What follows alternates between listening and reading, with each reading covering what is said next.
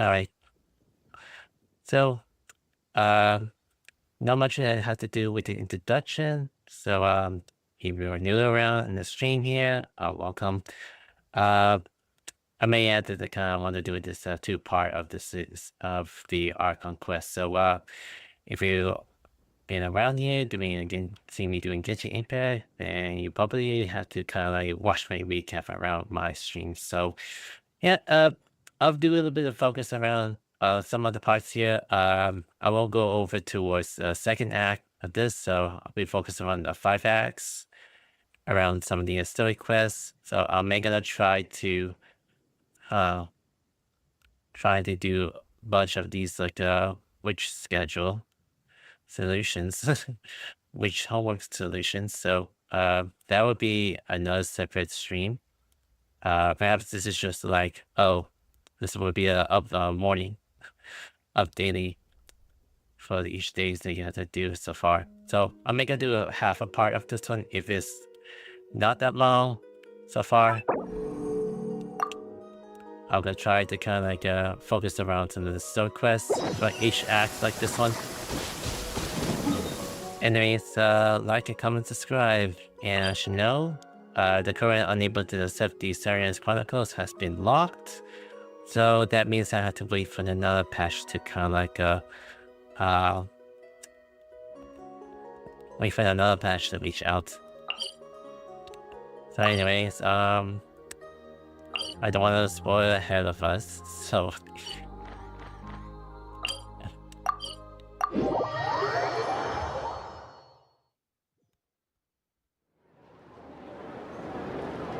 Thank you for waiting. I finished checking your adventurer handbook. Here are your commission rewards. We have no other urgent commissions on the books at present. Thank you for all your hard work lately. Perhaps you two could consider taking a vacation. Amazing! Paimon never thought we'd end up having downtime in Nod Krai. Things were pretty hectic when we first got here. Everywhere you looked, it was either the Wild Hunt causing chaos or the Vatui stirring up trouble. It felt like this whole region was one giant slime in a barrel, ready to go boom at any moment. we already have achieved a lot since we've been here, haven't we? The travel in the Paimon strikes again. That's right! Another win for Tibet's top duo! Ah, yes. Are you two aware that the Moon Prayer Night is soon to take place? Oh yeah! Lama told us that was coming up soon. Wait, why do you mention it though? Do people in Nasha Town celebrate it too? Paimon thought it was just for moon goddess worshippers. You're partially right. Most people in Nasha Town just see the festival as an opportunity to do business. They do not concern themselves with the religious element. The festival was first celebrated by the Frost Moon Scions. On this day, they would wear moon prayer blossoms and celebrate the birth of the moon goddess through song and dance. They would also prepare food and handicrafts and give them as gifts to others. Over time, it became Nod Krai's most lively festival. Oh, sounds like fun! Man, I'm definitely up for it. Great! Well, in the meantime, since Catherine doesn't have any commissions for us, let's focus on some personal business instead. When we first got here, you mentioned that this was where your spaceship landed? We didn't get to follow up on it at the time, because we got wrapped up in that whole rare air situation, but now we can finally start investigating it properly. You said we have no idea where to start. Well, there's a saying Paimon's heard around these parts, which goes, if you lift up a rock, you'll find something you weren't looking for. By that logic, you'll never find what you're looking for while you're searching, but the moment you stop looking, it'll jump right out at you.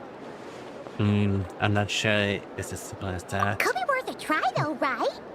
Anyway, Paimon suggests we focus on other stuff we want to do for now, and just keep an ear out for spaceship-related intel as we go. We haven't seen Economy now in a while. She used a huge amount of power in the final battle against Rhea, and has much weaker since then. I didn't know if I can do anything to generously help her. Surely a little chat can do no harm. The other thing that concerns me is we see no trace of the doctor so far. What's wrong? He looks super serious all of a sudden. I was just thinking about Calabina and the doctor. Huh? Paimon gets why you'd be concerned about Columbina, but what does the doctor have to do with anything? We learned back in Netland that he's been investigating the moon, but he's been suspiciously obsessed so far. Oh, that's true. And now that you mention it, we're definitely overdue for a showdown with the Fatui. It is weird that he hasn't shown himself this whole time. What could he be up to? Engrossing in one of these experiences, perhaps. Either way, he's considering inaction is a good thing. True. Paimon would much rather deal with Marionette anyway. She says the meanest things, but when it comes down to it, she doesn't seem like a bad person. Maybe it's the pressure of being a Fatuse? Especially as a Harbinger. Does she feel like she's gotta act tough to keep up appearances or something? Maybe. But then, every time we headed out with Rarier, she always wound up having to repair Polonia and her other robots. That's gotta sting. Losing face always hurts more for people who care a lot about their image. She's probably still furious about it. Paimon? I have a feeling that she might heard that. What? Relax, she's not even here. Huh? What's the matter? Oh, nothing. Sorry, we'll be on our way now. Where are we again? Oh yeah, Columbina? Right, yeah, let's go see Columbina. Just...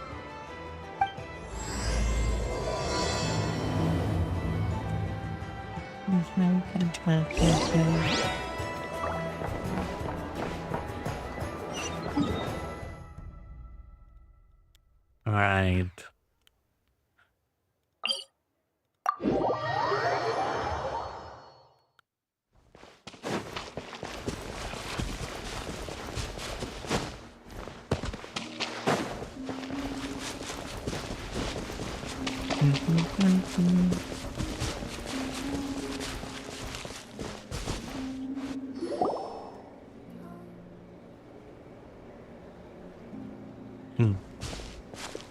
Hey, she's sitting up. Is me sitting here a rare sight? No, we just thought you'd be resting. Perhaps I would have been, were it not for the sudden arrival of some unexpected guests. Not that I consider it a disturbance. After all, you are the only ones who are free to enter. Would it not be a little unfriendly of me to lie down while we speak? I didn't realize you put so much thought into little things like that.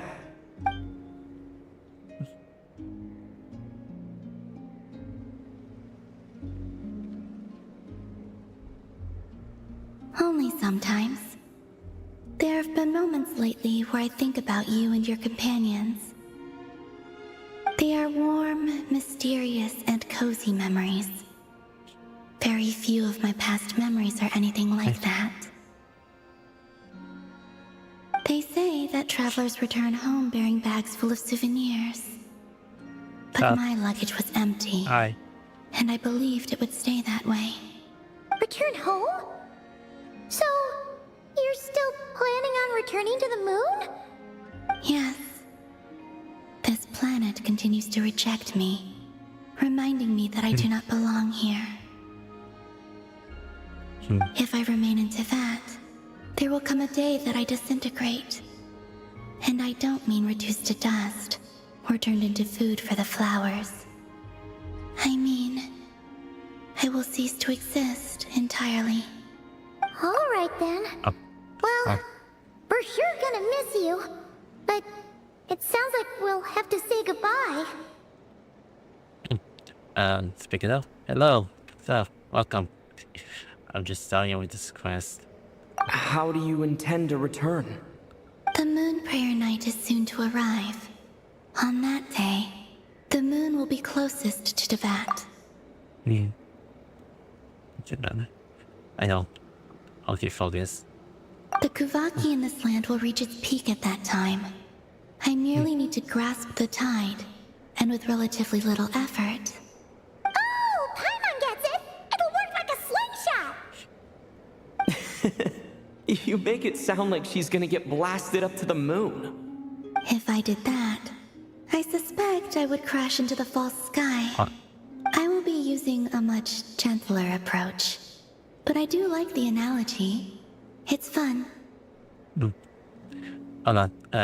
I know that I could read chat sometimes that when I'm looking at the chat, I have a little bit lost words even when I look at the reading of the chats.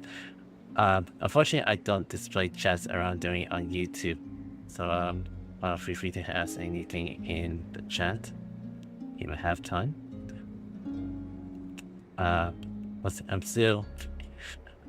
I'm on like listening to the dialogues of the story. You see? She gets Paimon's sense of humor. In the blink of an eye, the time has come to part ways.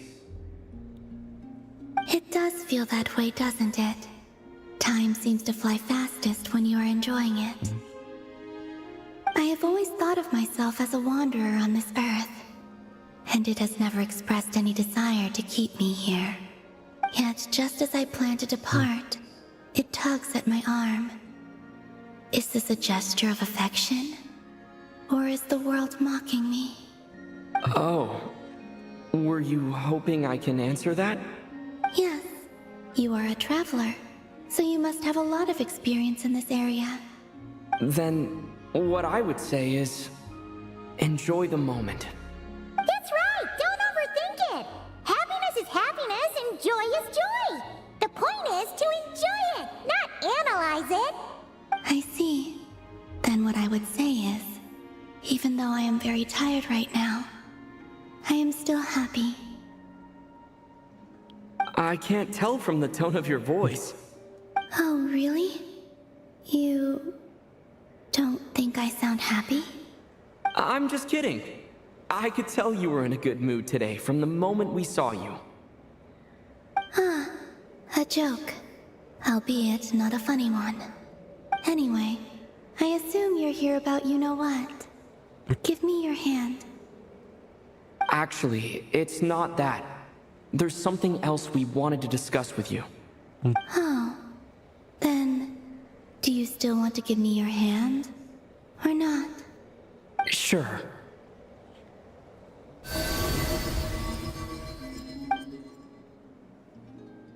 Thank you.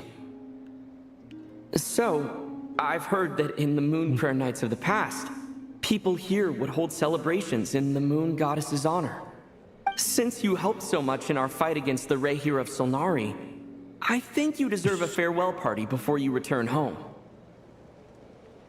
I haven't asked everyone else for their opinions on this yet, but I'd like to invite you to join the upcoming moon prayer night. I've never joined a moon prayer night before. I'm not sure what I would even do. Oh, don't worry about that! We take care of everything! All you need to do is show up! Of course, there's no need to force it if you're not feeling strong enough. It's just, this kind of felt like a golden opportunity. But they call me Kutar, and the Fatui have an arrest warrant out for me. I shouldn't appear in public right now. Yeah, there would definitely be a complicated occasion, but I'll make it work. You have my word. Yeah, we got your back! Well, he does. Paimon's actually not too sure what he's planning. All right, if you're sure. I will not refuse your invitation. I suppose it wouldn't hurt to pack a few more sights from this world into my suitcase before finally learning what my homeland looks like. Oh, if you see Lauma, please tell her that my answer to the question she asked me is neither yes nor no. Rather, it is, there is no need. That was kinda cryptic, but sure. Guess it's between the two of you.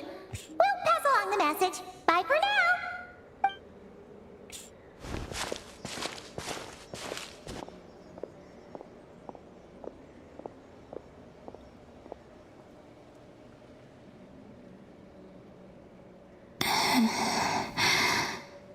And also, I do not know.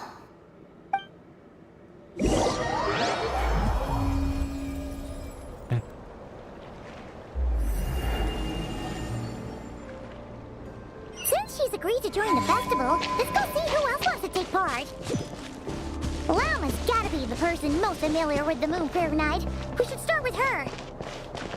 Also, what exactly is your plan to keep her safe? Not sure yet. I'll figure something out.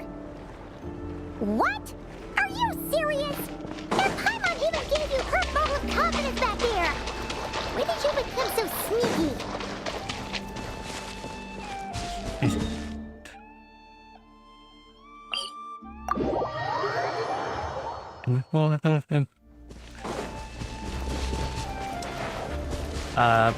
Just to what we want to clarify something that if someone else asks me about it, you shouldn't look in the chat because I am, but sometimes I'm a bit distracted of gaming.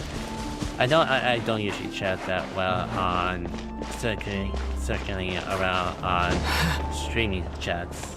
I know that people usually kind of like be appearance and just ask me about most of the ways that they want me to be the chat that I am, but sometimes I'm distracting around gaming.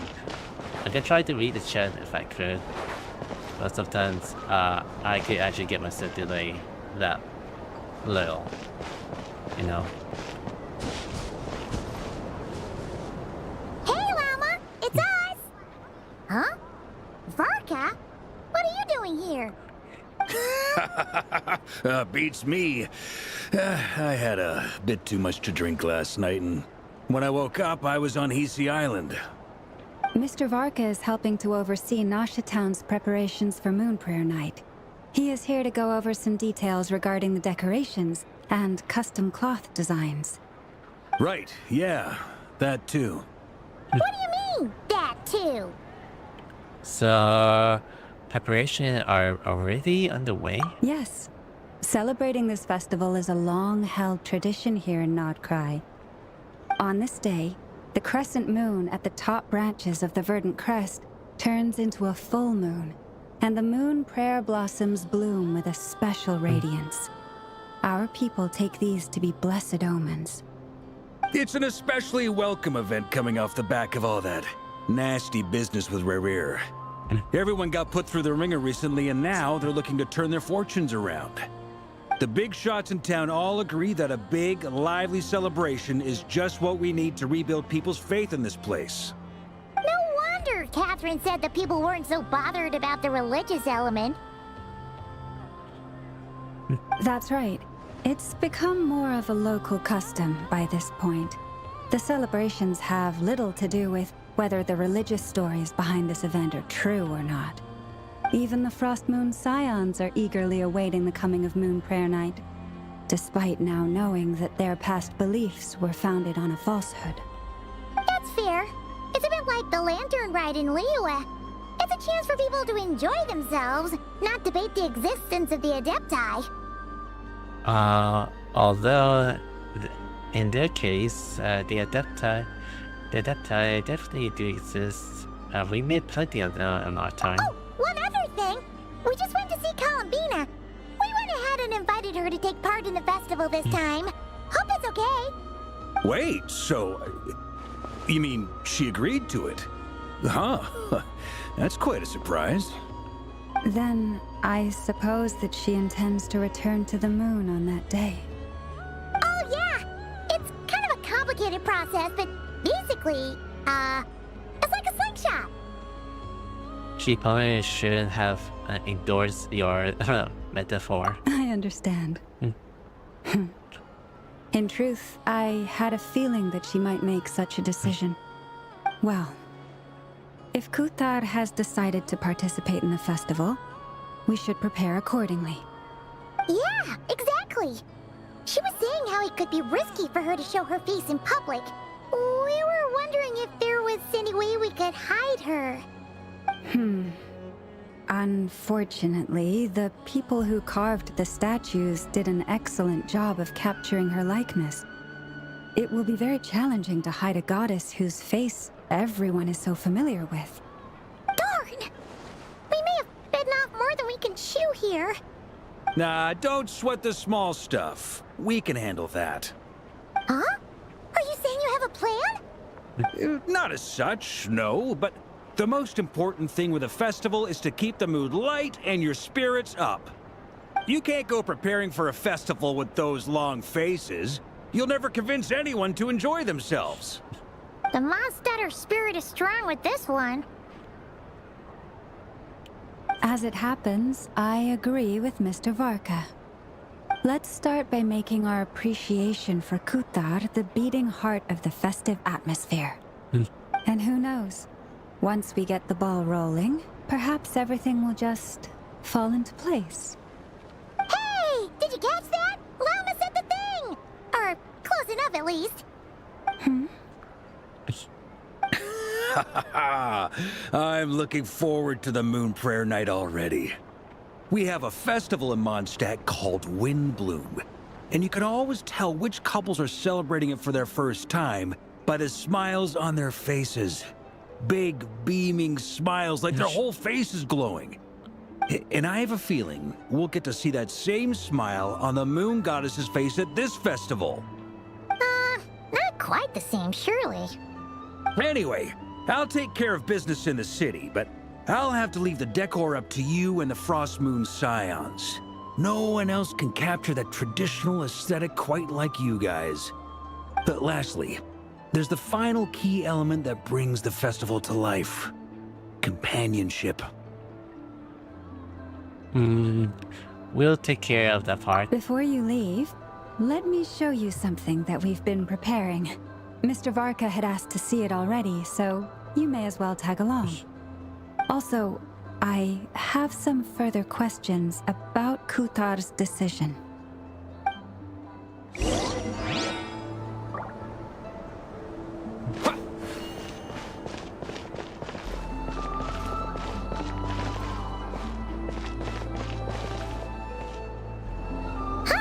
What's this?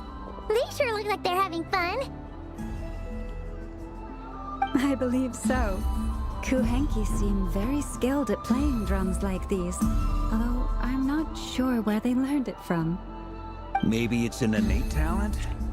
In their eyes, they're probably just playing with toys.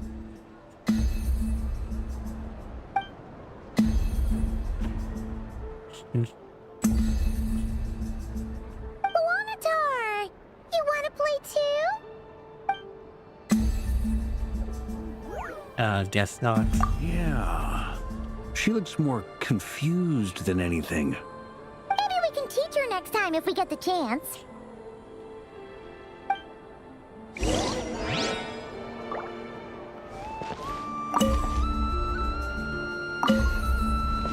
Oh, left side, right side.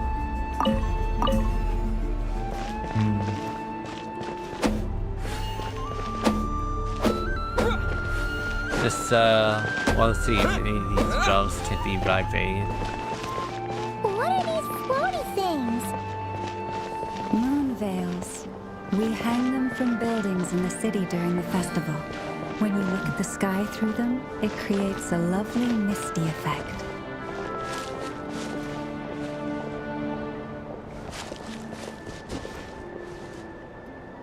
Everyone seems hard at work. They are preparing items for Moon Prayer Night. For instance, the sculpture being made over here, Mr. Varka and I were just finalizing the details of where it will be placed. Ah, there she is. I didn't know the finished article would be so large. Not to worry, though. All the necessary arrangements have been made. Just let me know once it's ready, and I'll get some people to ship it over.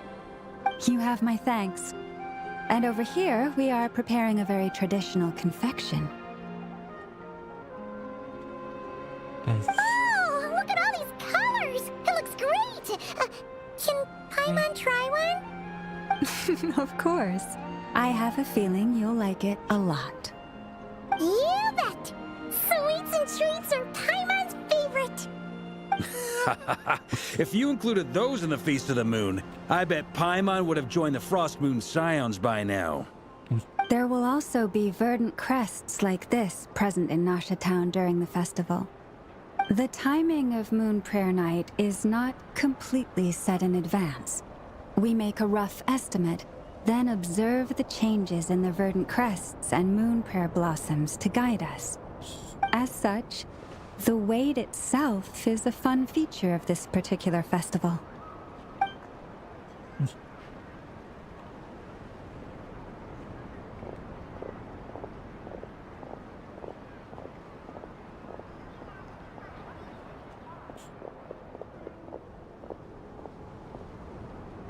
Let's talk here.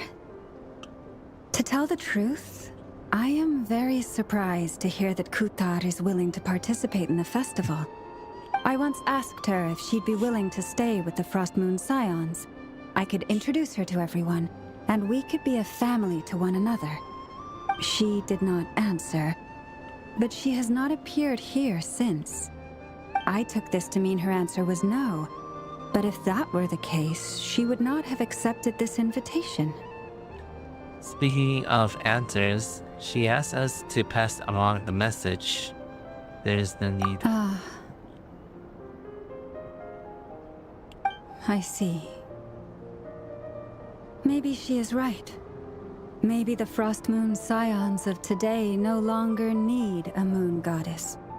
But my wish was not for her to come here and be worshipped as a deity. I simply wanted to offer her a place to stay. I'm sure she believes that showing herself here might invite Fatui intervention, and as such, she does not wish to cause us trouble. But what really pains me about all this is that this is her birthplace. She ought to belong here, yet no one has been able to grant her shelter. I think I'm qualified to weigh in here. When someone's about to depart on a long trip, what they need is blessings, not burdens. We should wish her the best, not make the journey harder than it already is. Anyway, she's agreed to attend, hasn't she? All we need to do is simply respect her decision. I see your point. Yes, she will soon depart after all. Our job is to leave her with some happy memories. Besides, who's to say her journey to the moon is a one-way trip? It's not like she can't come back and visit if she wants, right? Paimon agrees wholeheartedly. Festivals are all about having fun, so let's keep it simple. All right, I'm gonna head back to Nasha Town soon. Want to come with? I'm guessing you have some other folks to visit there. Sure thing, let's go! Bye for now, Wilma! Thank you all. Goodbye.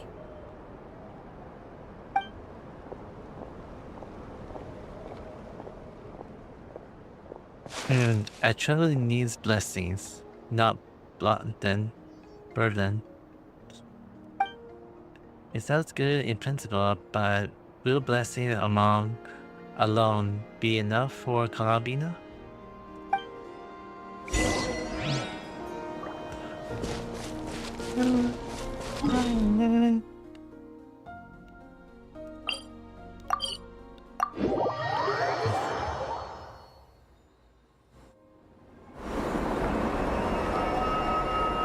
Huh?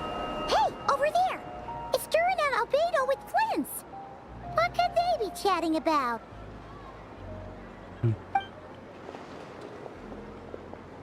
Your guess is as good as mine. Ah, Grand Master, and the Traveler and Paimon. Hello there. It's been a while. Perfect. We have some new volunteers for our investigation. Sorry, what investigation? Wait, let me guess. The righteous Lightkeepers are finally ready to hunt down the Abyssal Dragon? Yes, that too. Yeah, right! Wait! Why does everyone keep saying that too? Well, to be precise, the facts match, but not the causality. Wait, so I guessed right? Half right. Don't act so impressed with yourself.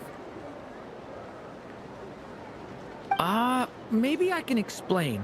We ran into Mr. Flint's north of Nosha Town.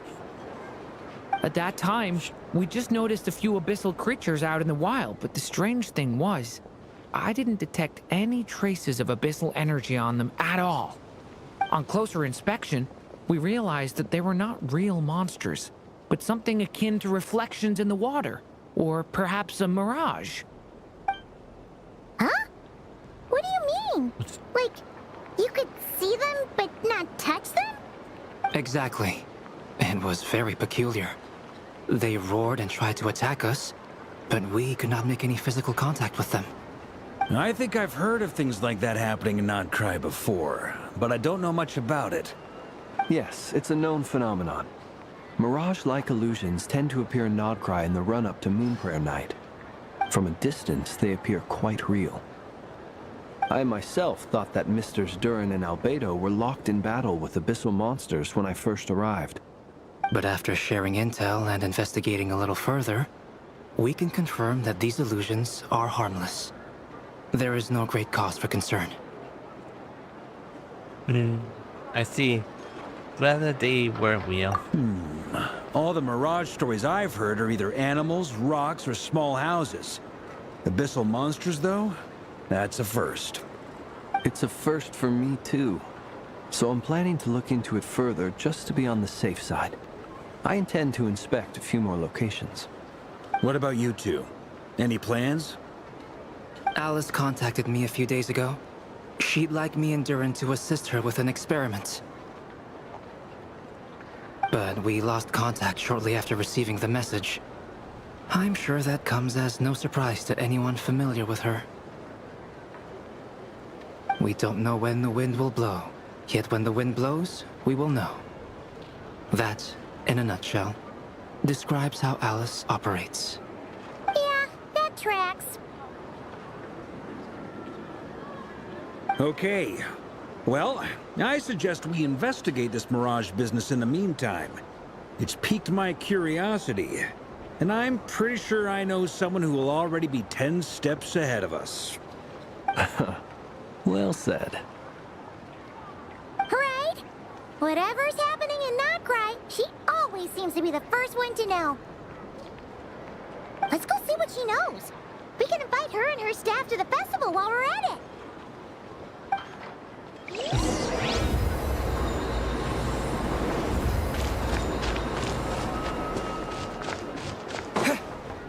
Oh. It's a bit further away from here.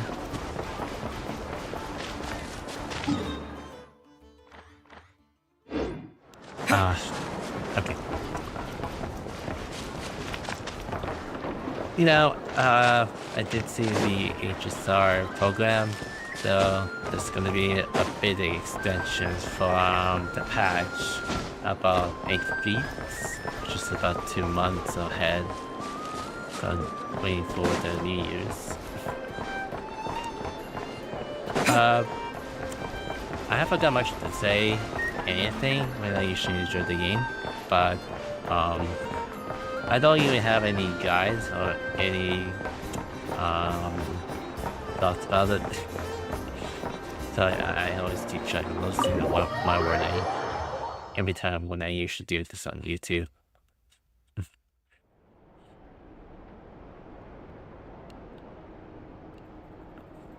You're right, I have noticed. There's certainly something a little fishy about this situation. Only a little, though. Records indicate that this phenomenon can occur in the days before and following Moonprayer Night. That said, it has always been a rare sight in the past. The odds of encountering these phantoms are similar to looking up in the night sky, happening to see a shooting star, and managing to make a wish before it disappears. But this time, either everyone's getting lucky, or they're appearing far more frequently than usual. Yehoda's out gathering intel as we speak. In the meantime, let me check off some points of interest. First, the Abyss. The ones we saw seem to be abyssal monsters. Indeed. But we have identified one location where many more of them have made an appearance. And not just monsters, but human phantoms too. Given the scale and nature of the phantoms, it's almost as if someone's last memories are coming to life. Or perhaps the memories of multiple people. Oh. So you mean the phantom monsters are hunting down the phantom humans? Exactly. The phantoms can interact with each other, but we have no means of intervening. In addition, some of the human phantoms would seem to be from the very distant past. This is clear both from the clothing they wear and the stories they tell. They claim to be from Hyperborea, a name which I've heard from Lauma before. If this is true, it means they must be from 6,000 years ago. Did Paimon hear that right? 6,000 years? It sounds like this merits further exploration. That'd be a big help. I'll leave it with you, Albedo. My knowledge of ancient history is non-existent. I used to doze off every time the pre-Knights Favonius era came up in class. It's quite a miracle that you were able to understand these phantoms' speech, given how long ago they lived. I suppose you're right. But I'll leave the archaeologists to ruminate over that conundrum. As an intelligence broker, my sole interest is in the value of the information I gather. Which, in this case, hopefully means earning myself some good favor with our dear Lady Moonchanter. So calculating. Whew, this intel broker logic always catches Paimon by surprise. Sounds to me like we could split the work up. I think the abyssal phenomenon is best left to Albedo, Flints, and me. Agreed. It coincides with my duty as a lightkeeper. For my part, I'd like to understand the Abyss better. Even a little knowledge would go a long way. This is certainly a rare opportunity to study the Abyss. But even rarer, perhaps, is the chance to make contact with the Ancients. The Curatorium will take the lead on investigating the Hyperboreans. We put in the work to learn what we know so far. It seems only fair that we get some quantity of exclusive intel. That just leaves our trusty team of 2 unassigned. Seems like it, yeah. Wait, where's the team? Since when? Since you became an honorary knight, of course. This was part of my grand plan all along. Oh yeah! By the way, we managed to convince Columbina to come to the Moon Prayer Night celebrations. Would you and Yehoda like to join too? She agreed to that? Huh. Quite an achievement. Never underestimate the traveler, I guess. I'd be happy to join. No point shutting myself inside when the streets are all decked out. I doubt any clients will be visiting during the festival in any case. And Yehoda loves a party, so I'm sure she'll jump at the opportunity. No. No. No. No. No. No. No. No. No. Way to contradict me in front of... Wait. No, that's not what I have bad news, boss. So many people. All right, everyone inside, quick. Yeah.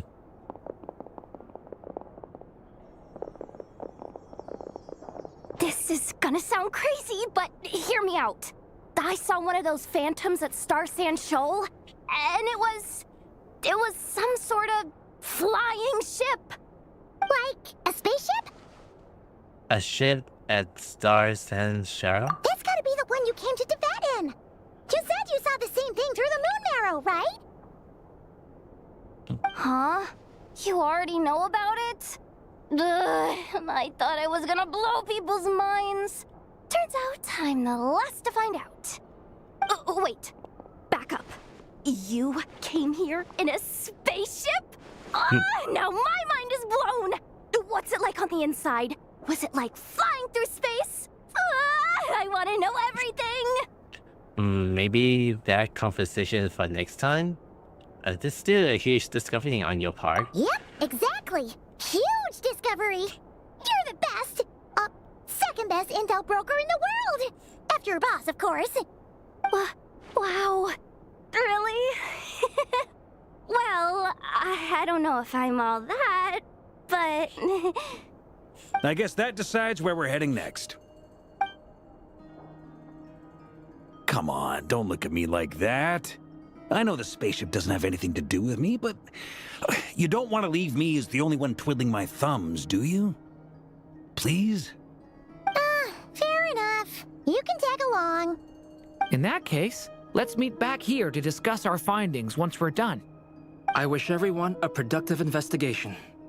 You too.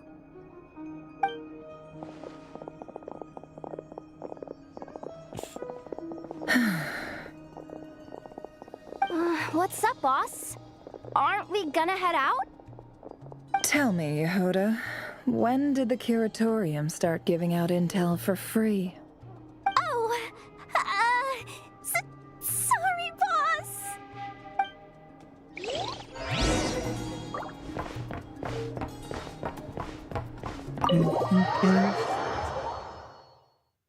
Oh, let's see.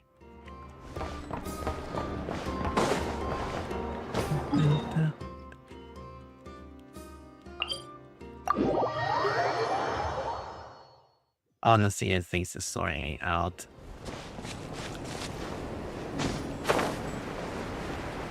Huh. Oh, that's the space ship. With the ship thing here.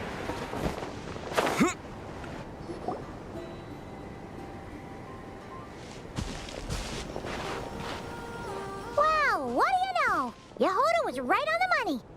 This Phantom really is your spaceship. But that's so weird. Why would it show up here? Is it some kind of projection? Or a ghost? Like, maybe it no longer exists, but somehow it left an afterimage? I'm not sure either. Ah, you're already here. Miss Lauma, what a surprise. I thought you were busy with festival preparations. I was, until one of our people informed me that a strange sight had appeared at Starsand Shoal. No one's ever seen something quite like this before. I thought I should see it for myself. Same here. Oh, so we heard that these things appear around the festival period. Any idea why that is? Unfortunately not. We have very limited information about them, since they can't be interacted with. And no human phantoms have ever made an appearance before now. The most we've been able to deduce is that these sightings appear to be connected to the increase in Kuvaki energy around this time.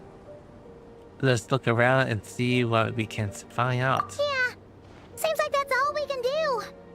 This is all so confusing. Allow me to lend you a hand.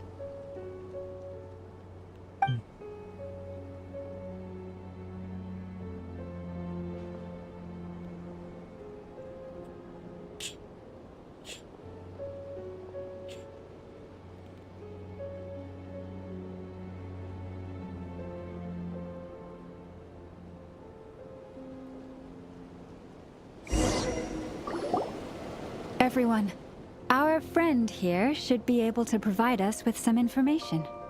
Is that a phantom rhymehorn deer? I've heard about how the Frost Moon Scions live in harmony with the animals and can even communicate with them. That's coming in handy now, for sure. Okay. Yes, I understand. Then how about this?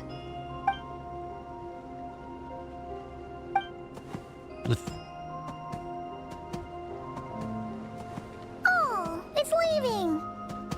It appears to share our curiosity about this giant spaceship, so I asked it if it wouldn't mind investigating along with some friends.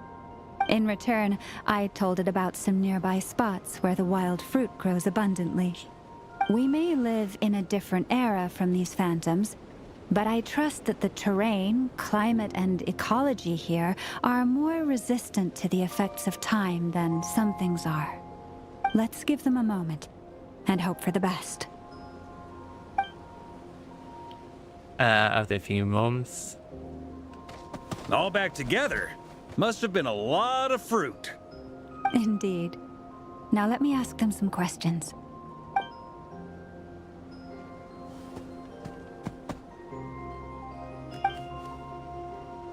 It did find a lot of wild fruit, enough for them to feast for a long while.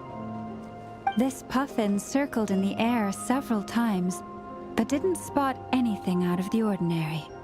Certainly nothing to do with the spaceship. Huh. Well, it definitely makes sense to get a bird's eye view. Indeed. Alright. Other than that, I was also thinking that the world these phantoms see is also different from ours. Oh, I get what you mean.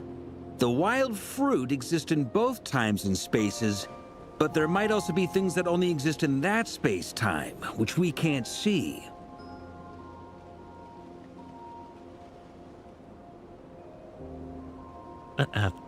Because we didn't see either the whole world. We only see small fragments. Good point. Great thinking, Lauma. Blunthorn rhinos can use kuvaki to shift great rocks, but this one says it couldn't get that ship to budge by even an inch. The sniffer mole tried too, but despite being a skilled digger, it could not get through. They say that the spaceship looks robust and undamaged. It seems completely impervious to any and all attacks. Whatever lies within is well defended from harm. So, just like us humans, there was nothing they could do about this spaceship either. Yes. Still, they deserve our thanks. We are grateful for all your efforts, dear friends. Now go, and enjoy your feast. I've noticed some other human phantoms gathered nearby. Come on, let's go talk to them.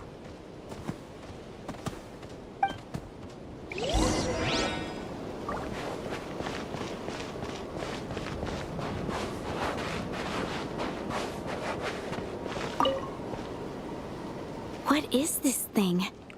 I've never seen it move, and there's no way to get inside. Goodness knows. My grandpa says it's been sitting here at least since his grandpa was still alive. What about his grandpa? Did he say anything to your grandpa's grandpa about it? Huh? I don't know. In all likelihood, it was here back then too. Hard to imagine something this huge could move. Guess that means that as far as they're concerned, this ship's been around a long time.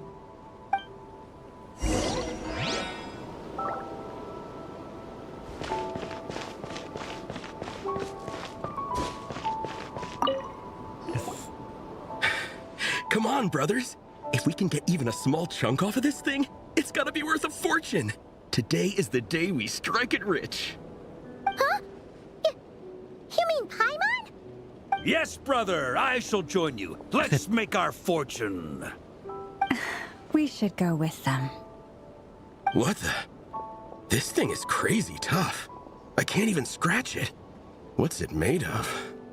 Sorry, brother. Looks like we'll have to seek our fortunes elsewhere. Enjoying yourself? I was just seeing if I could influence this phantom's perception by playing. But nope, no dice.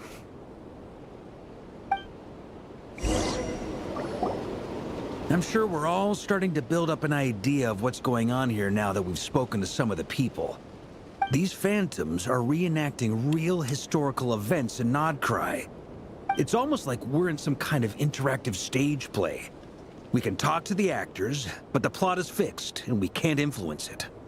It makes sense. History is set in stone. The objective facts of the past cannot be changed. Paimon totally thought you were just goofing around earlier. But actually, you were doing some serious investigating.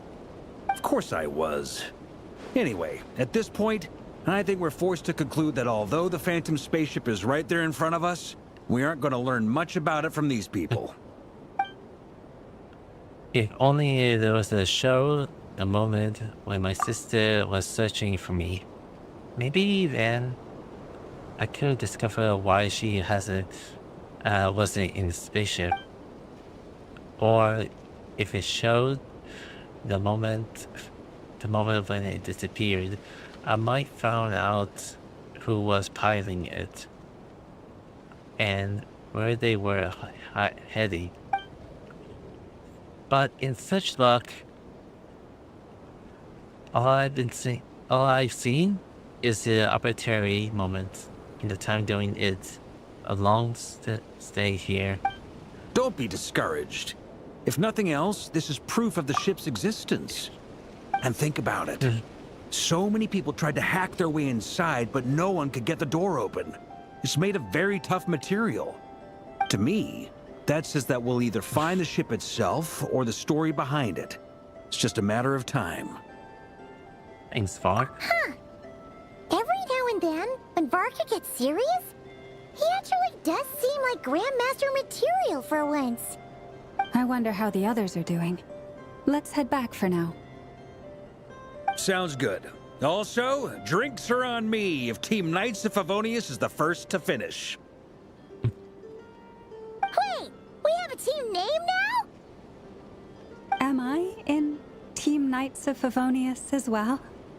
You're very welcome to join. We've even got a cathedral ready for you. Isn't that technically blasphemy? You wouldn't dare make a joke like that if Barbados was in earshot.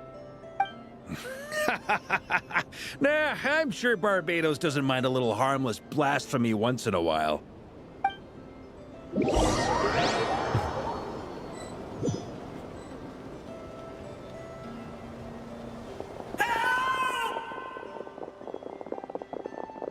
Oh, no! Get away! Oh.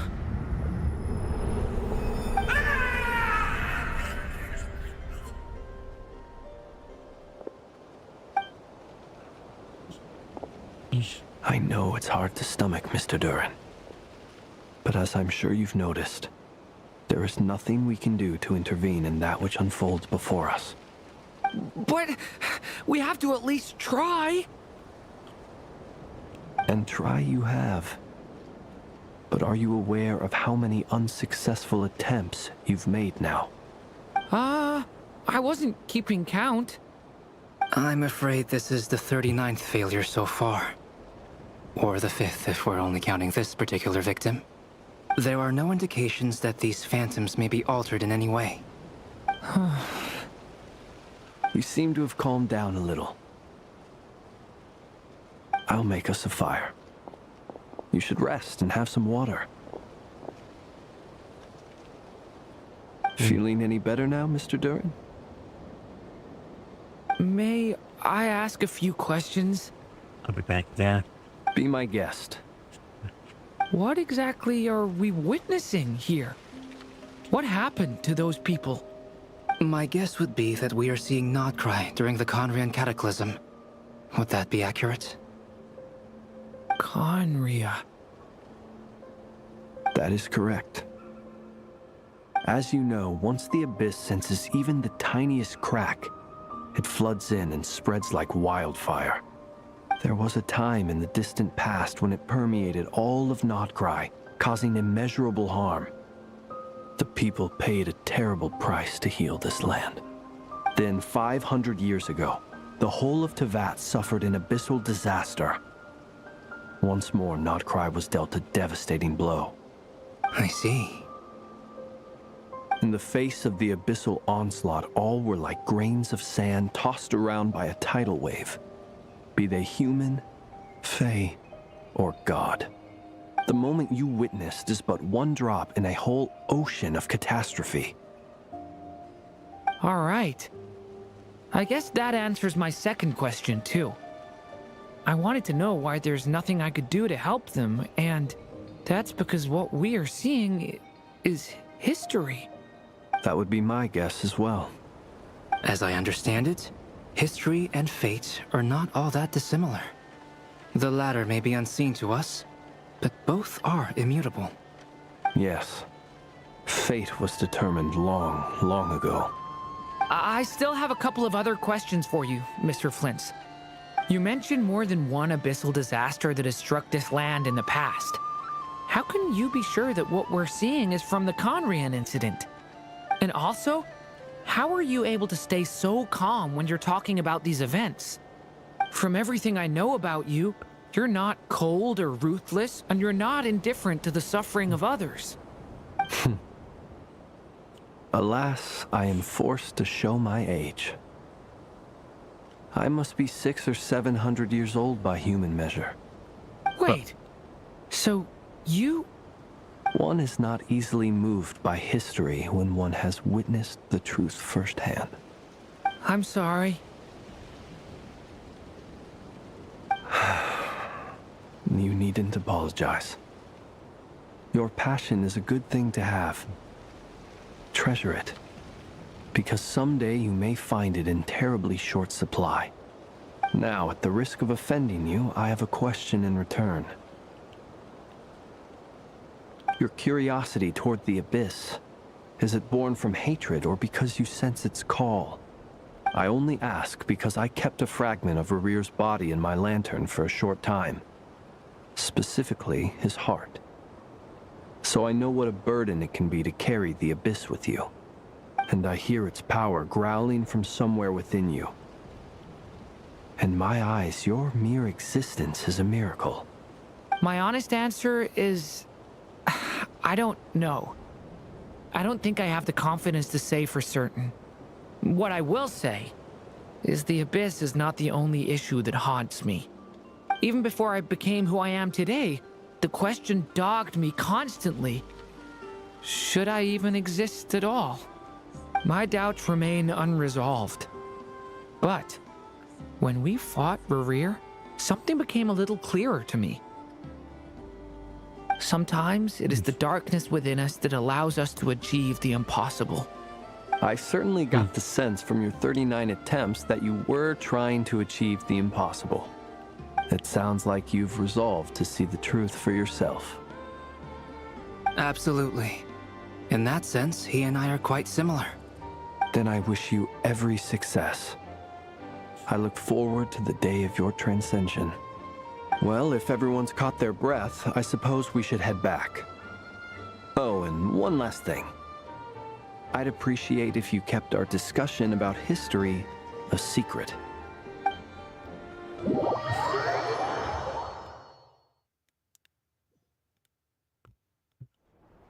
Incredibly, our separate investigations led us all to the same conclusion. Hooray for consensus! Yeah, but we barely learned anything, though. I totally thought this would be the mother lode. Talking with the ancients? I mean, come on! But nope. All we got was useless snippets of conversation. And all this stuff about moons and hyperopia. What a load of baloney. Seems like people back then had a few screws loose. I understand your frustration. We found the same issue. Each phantom only showed a very brief moment in time. There isn't much value to be found in these miscellaneous fragments of a civilization's history, no matter how glorious it may have been. If there's a silver lining, it's that these phantoms are harmless to the present reality. They shouldn't get in the way of the festivities. Paimon agrees. And not just because it's the first thing she understood in this whole conversation. You look disappointed, Nefer. Is something the matter? What do you think? We all worked our tails off, but the only one to gain anything from it was you, Lady Moonjanter. Well, please do share the Hyperborean records with me. I will gladly inscribe them in our people's documents. Oh, duh! Yeah! That was it! Hyperborea! Hyperborea. I'm serious. Only an expert in the Frostmoon Scions and their history can turn these records into valuable research material. The alternative is to let them gather dust on the Curatorium's storage shelves until the pages turn yellow. Nefer, You're wise enough to know that cooperating and sharing the profits is the best course of action here. Well, that goes without saying. Sure, let's do that. Huh? But didn't you say we aren't supposed to give out intel for free? Sorry. Shutting up. Now is not a good time to push Nefer's buttons. Anyway, back to Moon Prayer Night. I'm thinking that we should prepare something a little special, aside from the usual decorations and so on. You mean a parting gift? Can't go wrong with food. Although, does food go bad on the moon? Perhaps a lantern would be a better choice. It might be dark up there. It could prove difficult to light a lantern on the moon. Magical stones might serve that purpose better. What about a clockwork mecha model from Fontaine? I've got a whole bunch at home. I use them for fighting practice in my free time. None of these sound like things she would be even remotely interested in. But we don't interact with her enough to know what she likes. Yeah. It would really save us the guesswork if someone could find out what she's into. Wait, what the? Traveler? They're all looking at you. Okay, I got it. I'll find a chance to ask her. Great! Haha, problem solved. Now, I need to stop by Dory's. Gonna need her help sourcing a bunch of stuff for the festival. Then let's leave it there for now. We all have our own business to attend to. Traveler, if you find out what Kutar likes, let us know right away. Gotcha.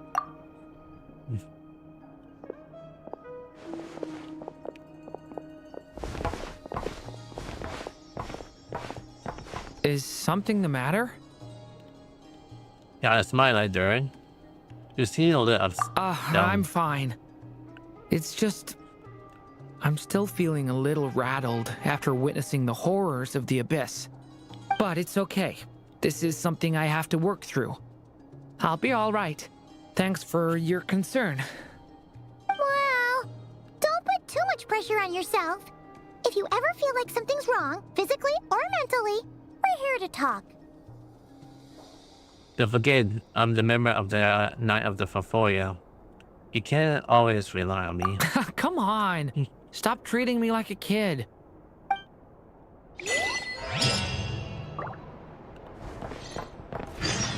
Which is why we need a lantern guaranteed to work on the moon. Yes, I have a few ideas, but the lantern itself is the easy part. The real issue is how little we know about the lunar environment. Wait, you two are serious about this? Let's just say I'm intrigued by these shining magical stones that Mr. Albedo has mentioned.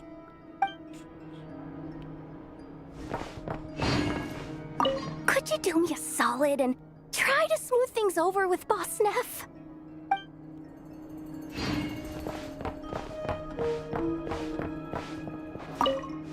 You should get going. It's important that we ascertain what Kutar likes.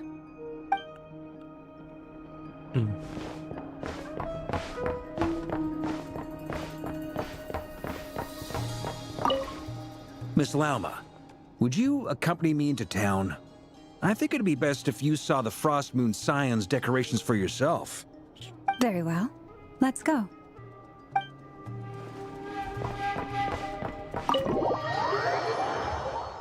Okay, maybe take a little bit of feast for a bit. So I'm gonna be checking her out in a few seconds. That shortly.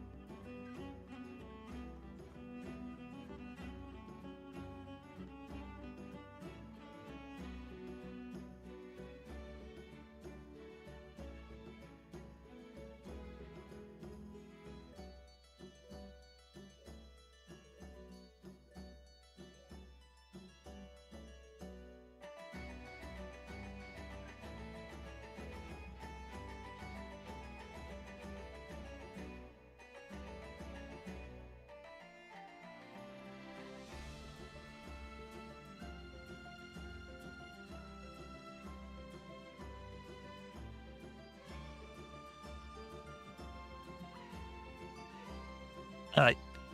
So try not to make a sound as I go through here.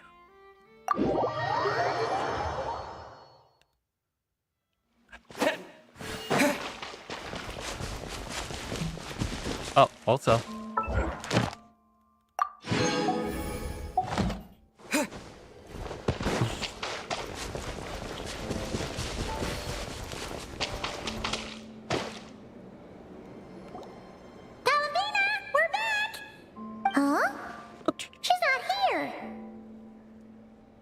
I can't sense her presence at all. Weren't there a few Kuhenki here last time too? Where did they all go? Maybe she take them out for walkie. Walkies? For Kuhenki? You're not pets, you know.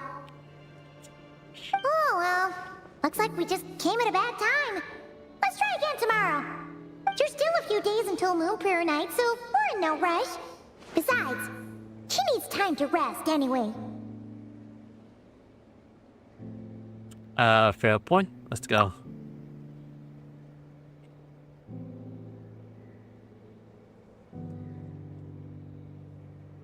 Kalamina! Are you back yet? Oh, how strange. Looks like she still isn't here. Right?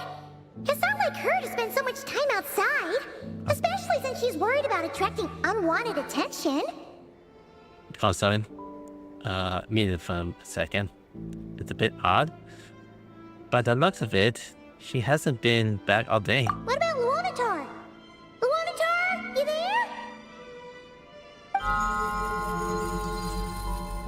Hey! Do you know where Kalambina went? Sorry, didn't understand. But if you know where she is, could you take us to her?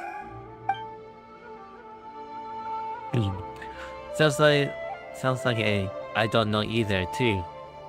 Yeah, that's even stranger. Final look, the flowers. What about them? Oh, that's not good news. They change color when Kalambina gets weaker, right? And they look super pale right now. Let's go. We got to find Llama. Good idea. She might know what's happening.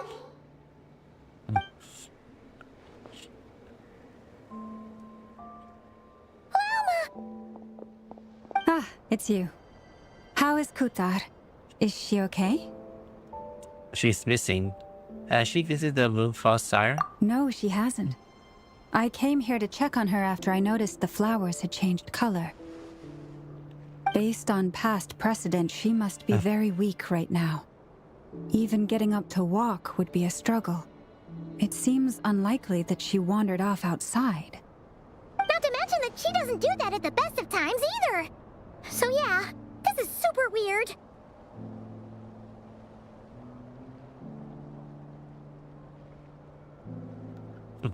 Sorry, this is a bit tricky.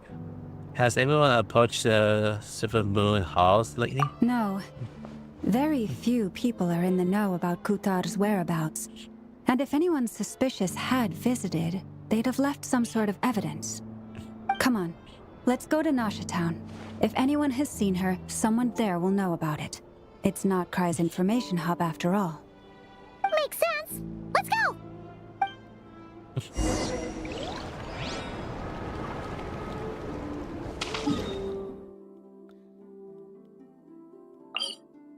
Let's go a little bit closer from here. I guess some of the parts of we're going to meet an important character in this whole scene here. Huh.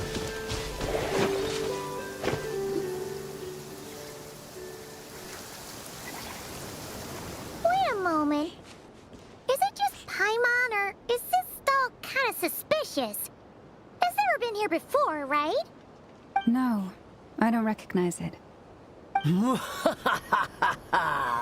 Alas, your free and easy adventure time is over. Now, prepare to face the final boss of Nod Krai. Whoa! Where'd that voice come from?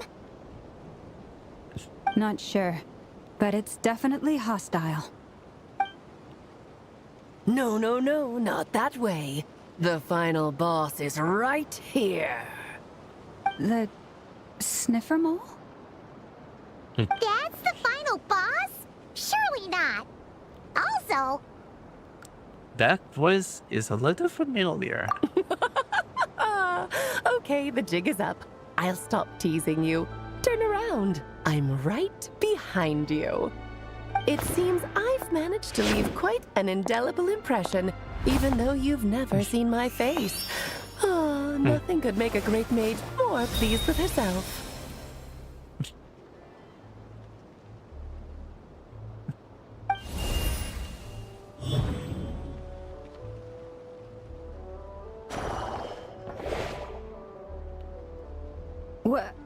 What is going on? I've heard that all the big shots in Teyvat have long, wordy titles that stun people speechless when they make their entrance. Unfortunately, none of them are affiliated with the Hexenzirkel, and we ourselves keep a very low profile. The notorious name-dropping doesn't quite work for us. Still, I, for one, think I'm really quite amazing. So that didn't stop me from coming up with a title anyway. Alice! It's really you this time? Not a lantern or a Dodoko, but Alice in the flesh? Oh, that's right. So, what do you think? How does it feel to finally meet me? You look like... You look just like Klee. Looks still young. What is that supposed to mean, I'm the mother of Klee, Teyvat's #1 cutie. How old could I possibly be? So she's a friend of yours? Kind of. This is actually the first time we've seen her in person. I see. Madam Mage, that was, quite a powerful entrance. I certainly won't be forgetting it anytime soon. It's okay, Lauma, don't force it. Paimon will do the honors. This is Alice from the Hexenzirkel. She's a friend of ours. And of Arcus, too. She helped us a lot in the past. That's right. She's a good person, just kinda... unpredictable. Well, what is the human heart if not unpredictable? If we could not do as we please, how would we differ from machines? I am Lauma, Moon Chanter of the Frost Moon Scions. It is a pleasure to meet you. Oh, I know. Before you got here, I spent a good, 15 minutes getting up to speed on Nod Krai's present situation. In other words, I've read the whole in the last episode part, so we can skip the pleasantries. Fair enough. Well, Miss Alice, I can already tell that you have quite a unique personality. He'll get used to it. Paimon sure is. So anyway, what are you doing in Nod Krai, Alice? Oh, I thought I told you already. This time, I'm the final boss. And what a formidable foe I shall be. Powerful, confident, decisive, and good luck finding my weak spot. You will never succeed. I'm going to send a formal request for Jean to put in solitary. Oh, drat! My one weakness, and you found it in an instant. Fate has been dealt a devastating blow. Thus falls the great Dodo King. Why are you playing along with this nonsense?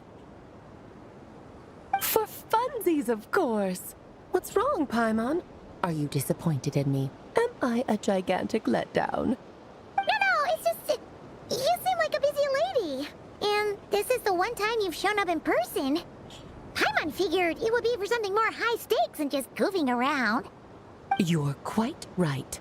I'm here in Nod Krai because something big happened. Something big enough it caught the attention of the Hexenzirkel. It concerns the 3 moons, Teyvat's borders, and of course, the moon goddess you are currently searching for. You know where Karabina is? Kind of. Why don't we discuss this over a pot of tea? My main reason for coming on this trip to Teyvat was of course, to have some fun. But I do technically have a job to do as well, namely, maintaining the stability of Tevat's borders. I'll skip over the complicated parts, but to sum it up, abyssal energies are all that lie beyond Tevat's border.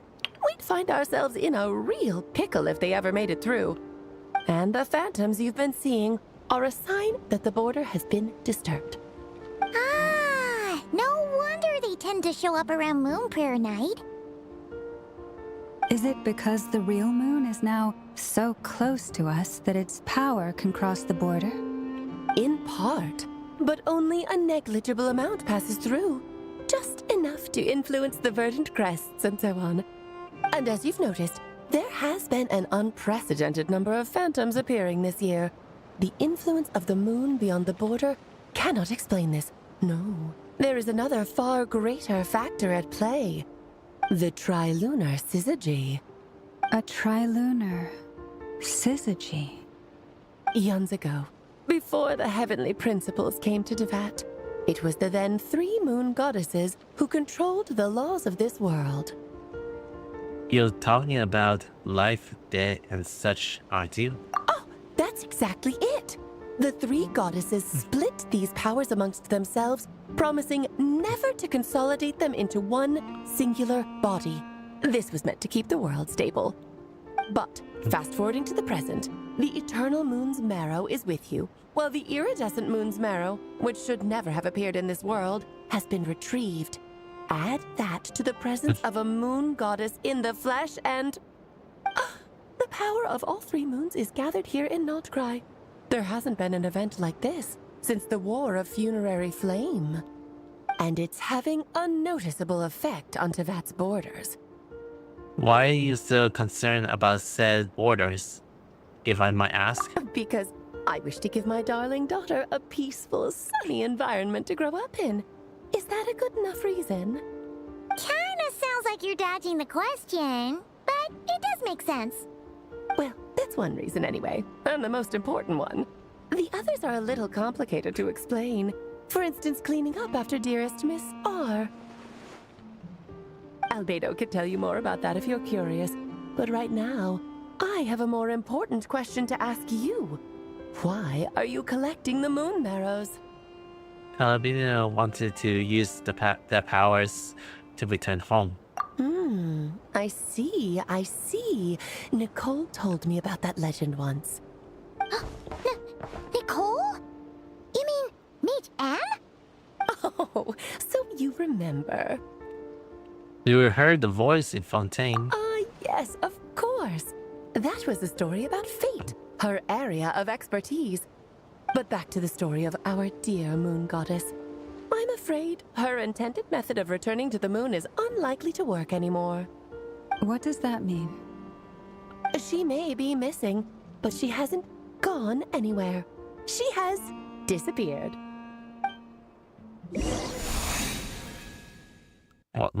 Once long ago.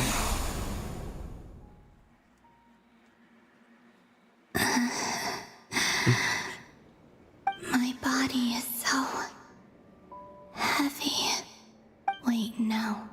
It's my mind that's heavy. My arms and legs are as light as a feather. What's happening to me? I feel drowsy, like I've been asleep for too long. Is it daytime or nighttime? Is the moon out? I think I'll go for a walk.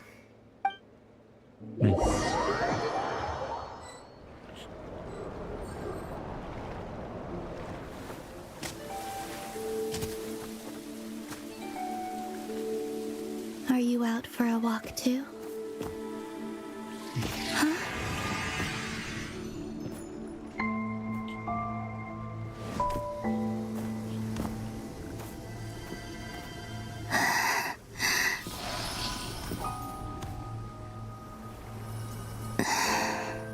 The day has come at last.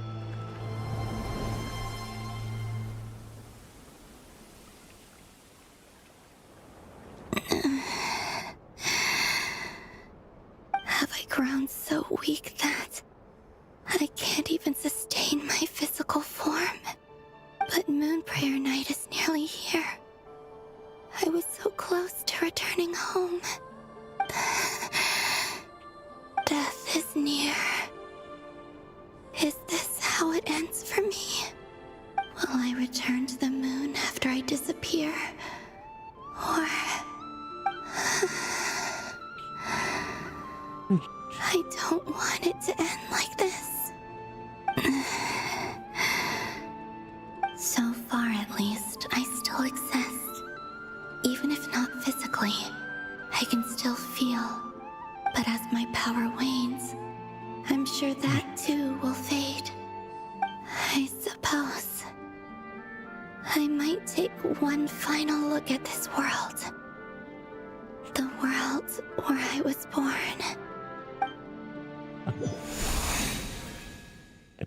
This may be a last chance to fit to the Frostface Glade. Don't let it slip away. Come on, come on! Wait for me! The Frost Moon Enclave. How much it has changed since I was born. These decorations, they're so heavy. It's times like this when you kind of wish men could be priestesses and acolytes. How fascinating. I've never had the chance to be privy to people's private lives in this way. In the past, people would get so solemn and serious the moment I showed my face. Like they were frozen stiff. Karina, Lametti, it's time to eat. Coming! I want to watch them a little longer.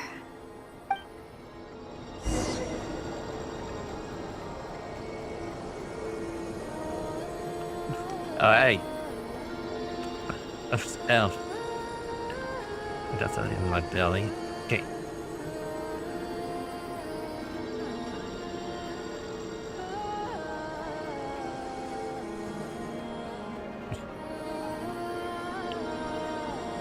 So just fill these balloons with air, right? Yep. Try a couple now to test things out. The rest can wait till Moon Prayer Night. Think fast. Rita! Teasing an acolyte of the Frost Moon Scions? Surely that's a punishable offense. Take this!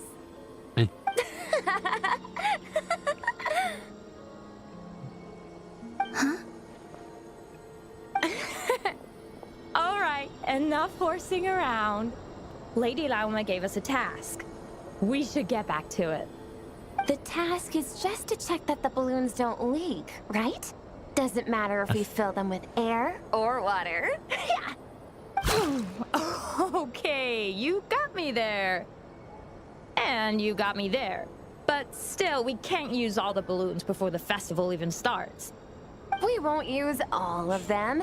And as long as Lady Lauma's trusted acolyte doesn't snitch, this can stay as a little secret between friends. A couple more can't do any harm, right?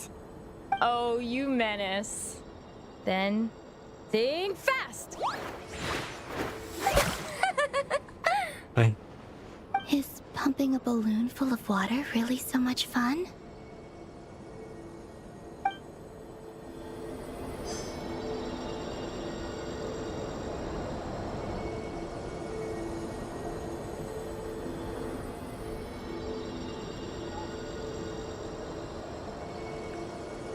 But just seeing them around.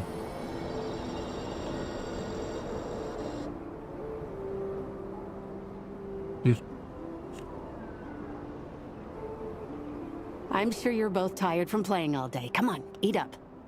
A plain, humble meal. That has always been the way of the Frost Moon Scions. Huh? How come Lametti got a midsummer berry dessert? Oh, I always get Lockaberry. I don't mind sharing. you can have a bite of mine if I get to have a bite of yours. They're sharing food? I've never shared food with anyone before. Even at the Harbinger tea parties, everyone just ate off their own plate. And when I couldn't finish my food offerings from the Frost Moon Scions, they'd leave the leftovers out under the moonlight for the animals to claim. Hey! That was 2 bites! Oh, then you can have another bite of mine. Oh, you too. Oh, don't fret now. Here, have some of Granny's too. So this is what it means to be family.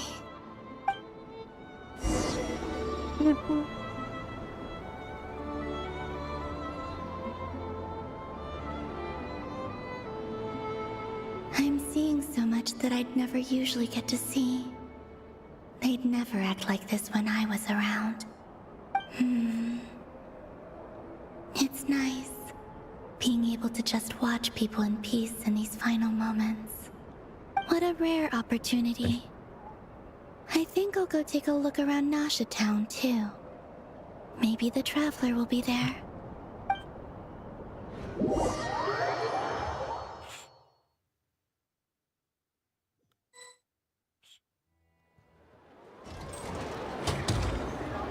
After the War of Funerary Flame, the Moon Goddesses were no longer recognized by Teyvat.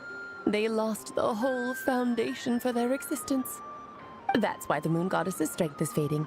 She cannot withstand the world's rejection of her. It's just like what Carolina said. The world is is rejecting her. To be more pedantic about it, the Moon Goddesses did something to offend the heavenly principles, and that's why they were ousted. Something of a recurring theme in Teyvat's history. Theoretically, speaking so candidly should put me in their crosshairs too, but they can't tell me what to do. I'll say whatever I want. Anywho, the Moon Marrow energies were but a drop in the bucket for her, and that battle against the Ray Hair of Solnari only weakened her further. Fortunately, it happened close enough to Moon Prayer Night when the Kuvaki concentration here is high. That's the only reason she managed to survive this long. What do you mean, fortunately? You said she disappeared. We're too late. Oh, what a headache. I thought this was all common knowledge. I guess I have some more explaining to do. Okay, buckle up. It's time for another lecture.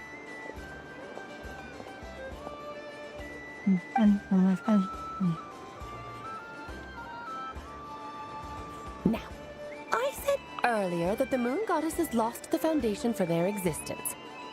The reason for that has to do with the natural order.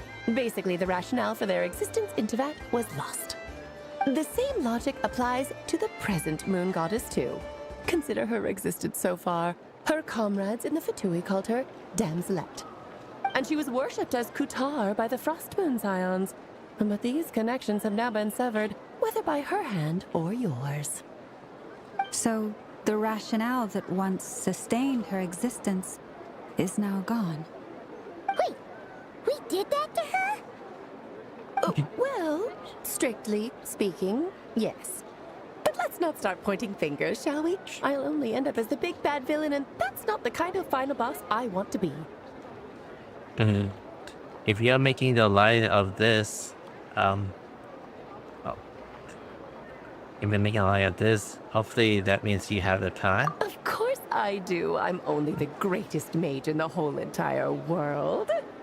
Now, if you wish to find your Moon Goddess, there are 2 problems we need to solve.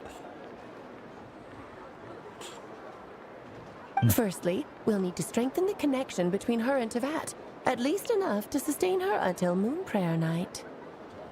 Strengthen her connection. But does that mean I'll have to rally all the Frost Moon faithful behind this? I'm afraid a bygone faith and a former home won't be of any help to her now. Do you know her name? Her name? Oh, yes. Names are very important things. A name is a fundamental concept that anchors one's entire existence. I asked her once, but she said she didn't know. Then your first job is to find it. As a moon goddess, I'm sure she must have a name she identifies with. Neither Columbina nor Kutar is her true name, and she's never really accepted either of them. So, finding out her real name is enough to sustain her existence? Yes, I know it sounds like a small step, but every journey begins that way. So for now, that's all we need to focus on. The second problem is with her plan to use the moon marrows to return to the moon. Unfortunately, piercing through the false sky will take an enormous amount of power. Given her current condition, she won't be able to provide anywhere near enough power, even if she recovers her physical form. But no need to fret. Nicole's the expert in this field, and I'm sure she'll figure something out.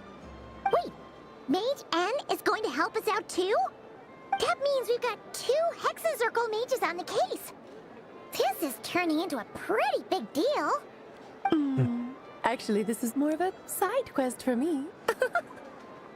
Like you said, I'm a busy lady, so I can't stay for too long.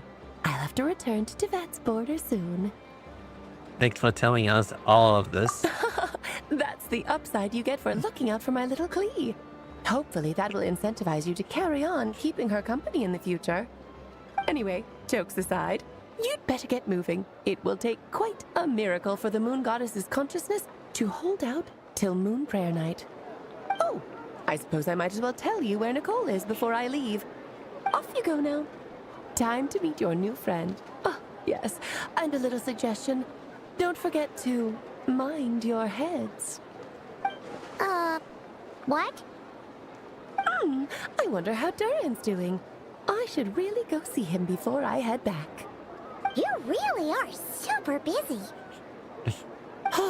I most certainly am. There's so many children I have to keep tabs on just in Mondstadt.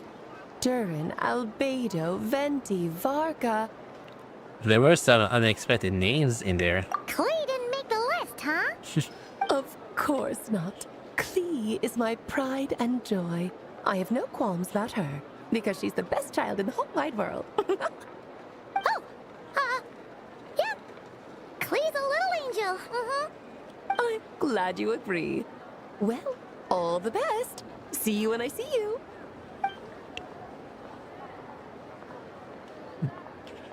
She left in a hurry.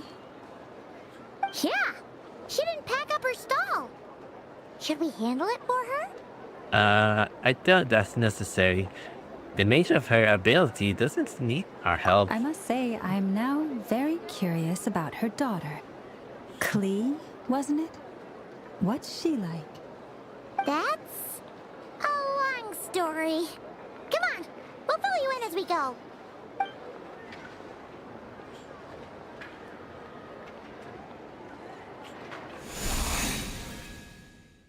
Okay, to Denzel's perspective.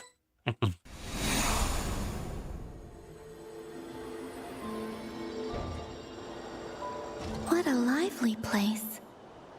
I've never experienced Nasha Town like this before. Hey, you old geezer! Your hammer's rusted through! Who are you calling old geezer? Are they quarreling? I'm looking right at him! You've really gone downhill since giving your daughter free rein in the workshop. Can you even swing a hammer anymore? It shouldn't take you days just to fix a single chair! You might as well use that hammer to massage my back for all the good it's doing. Don't run your mouth, or you'll get a back massage that'll put you in bed for the rest of your life. Look, the materials haven't arrived yet, all right?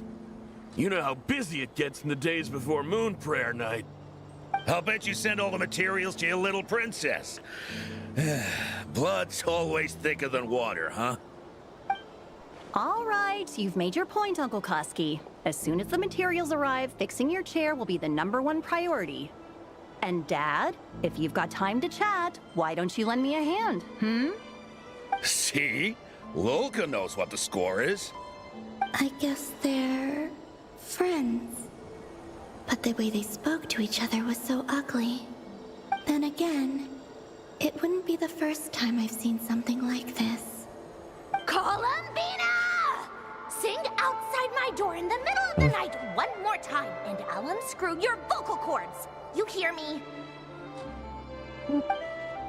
Oh, Sandrone. So that was her way of trying to be friends with me. What a pity. I won't get the chance to say any ugly things in reply.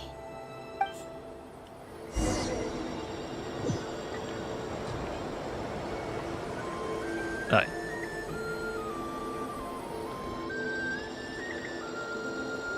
Wait, not here.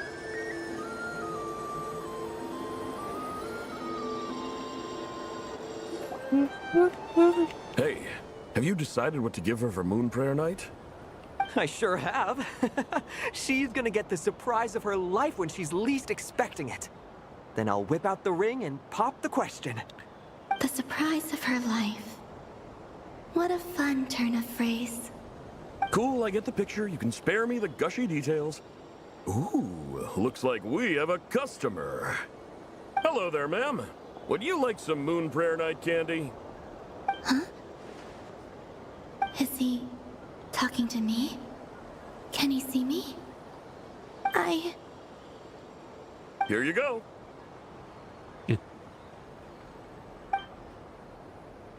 Oh.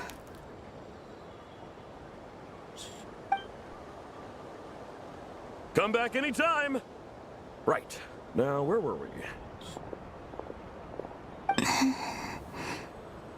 I don't know why, but I still held out hope.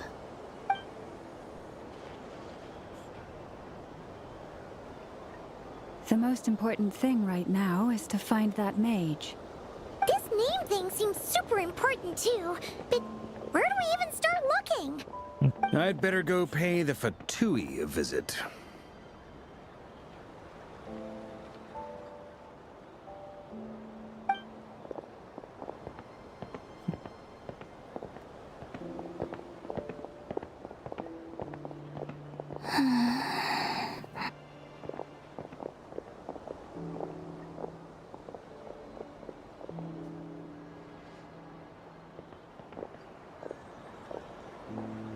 Columbina?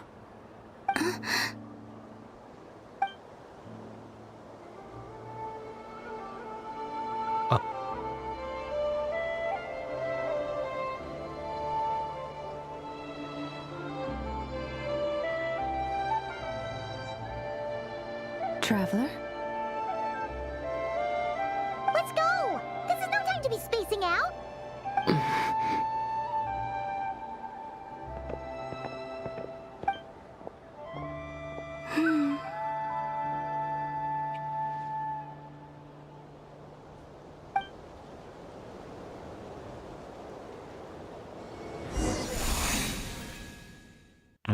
It's not so bad, quite to say, and this side like this.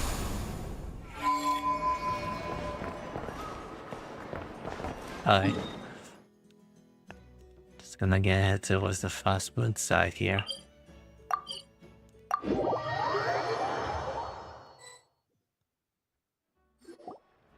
Where are they going? They mentioned a mage and a name? So, Mr. Varka, are you acquainted with this Nicole? Or should I call her Mage N? Ah, not really. We've never met, though she has come up in conversation. From what I've gathered, Alice kinda took Nicole under her wing. Taught her how to speak in a more ladylike fashion, that kind of thing. Huh.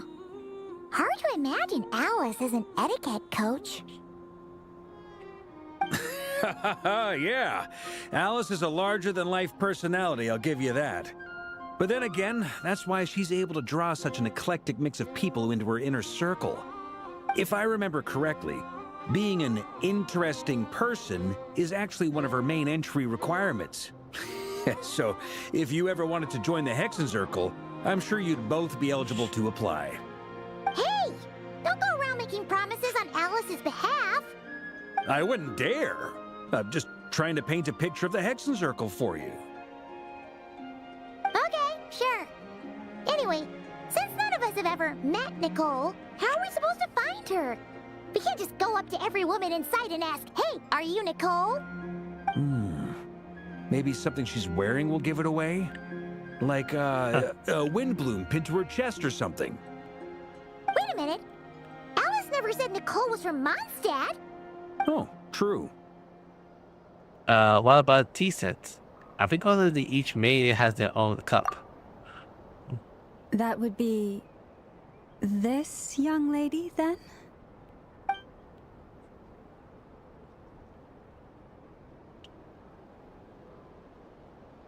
Hey there. Sorry to disturb you, but are you Miss Nicole? Varka, Knight of Boreas of the Knights of Favonius. Alice might have mentioned me before. Mm-mm. Have we got the wrong person? Sorry. Well, this is awkward.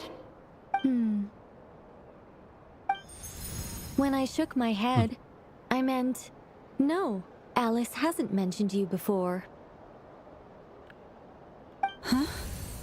Where is this voice coming from? My apologies.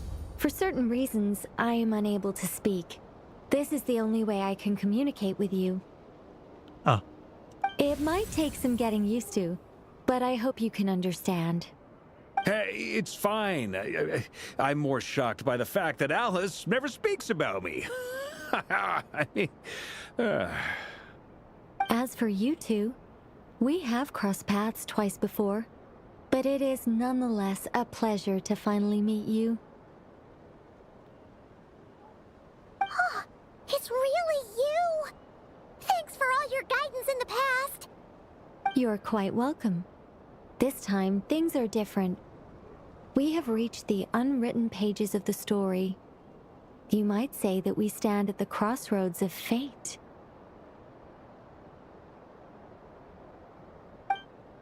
Now then, allow me to formally introduce myself. My name is... No, stop! Alice!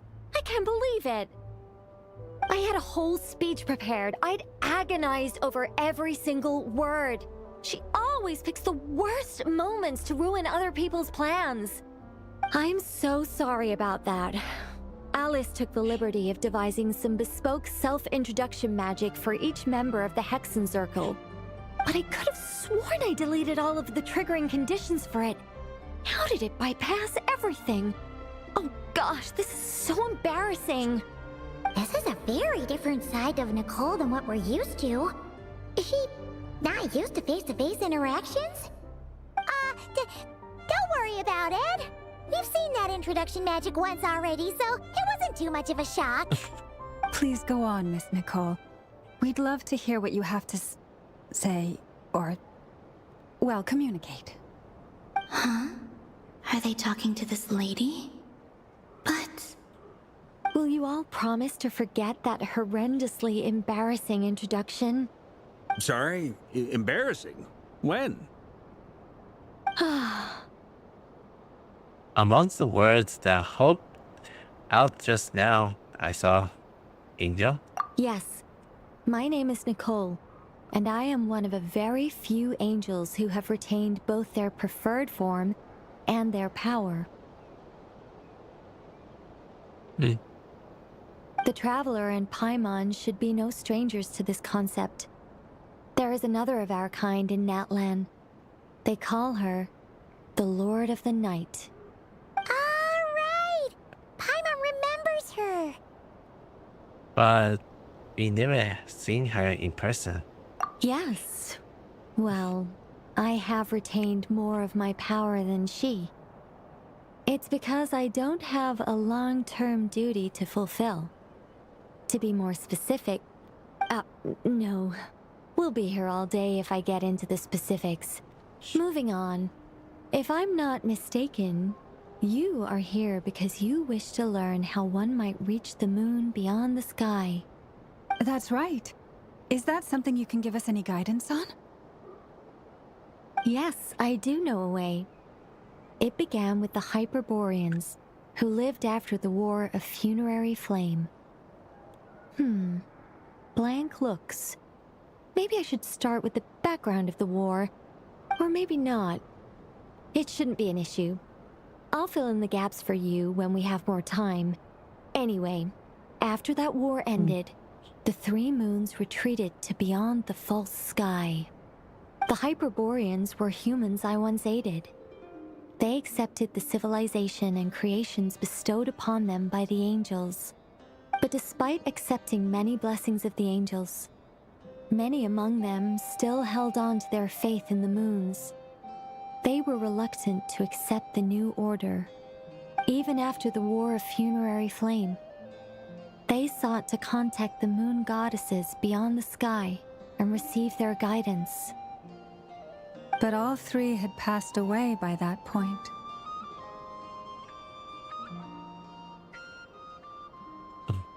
This mage has a unique method of communicating. Is she talking about the moons? Yes, but they did not know. And so, still they prayed for the moon goddess's mercy.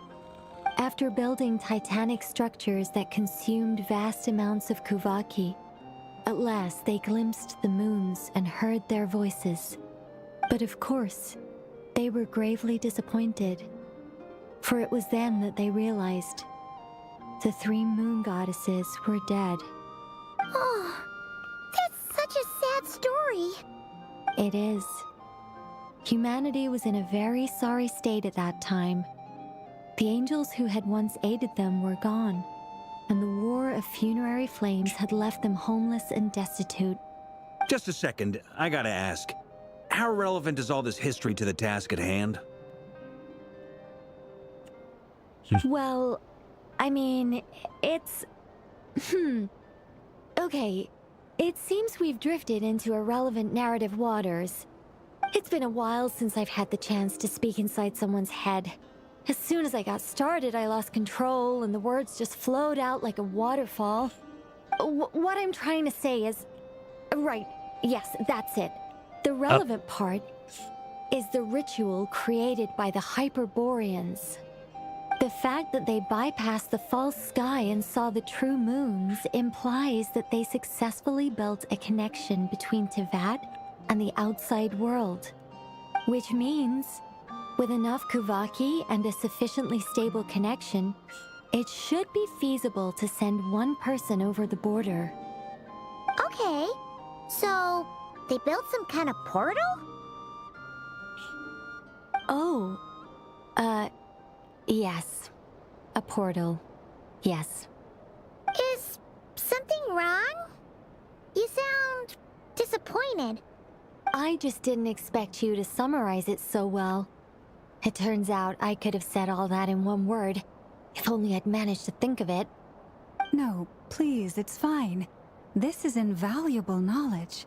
I'll be sure to record and preserve everything in writing. Oh, really?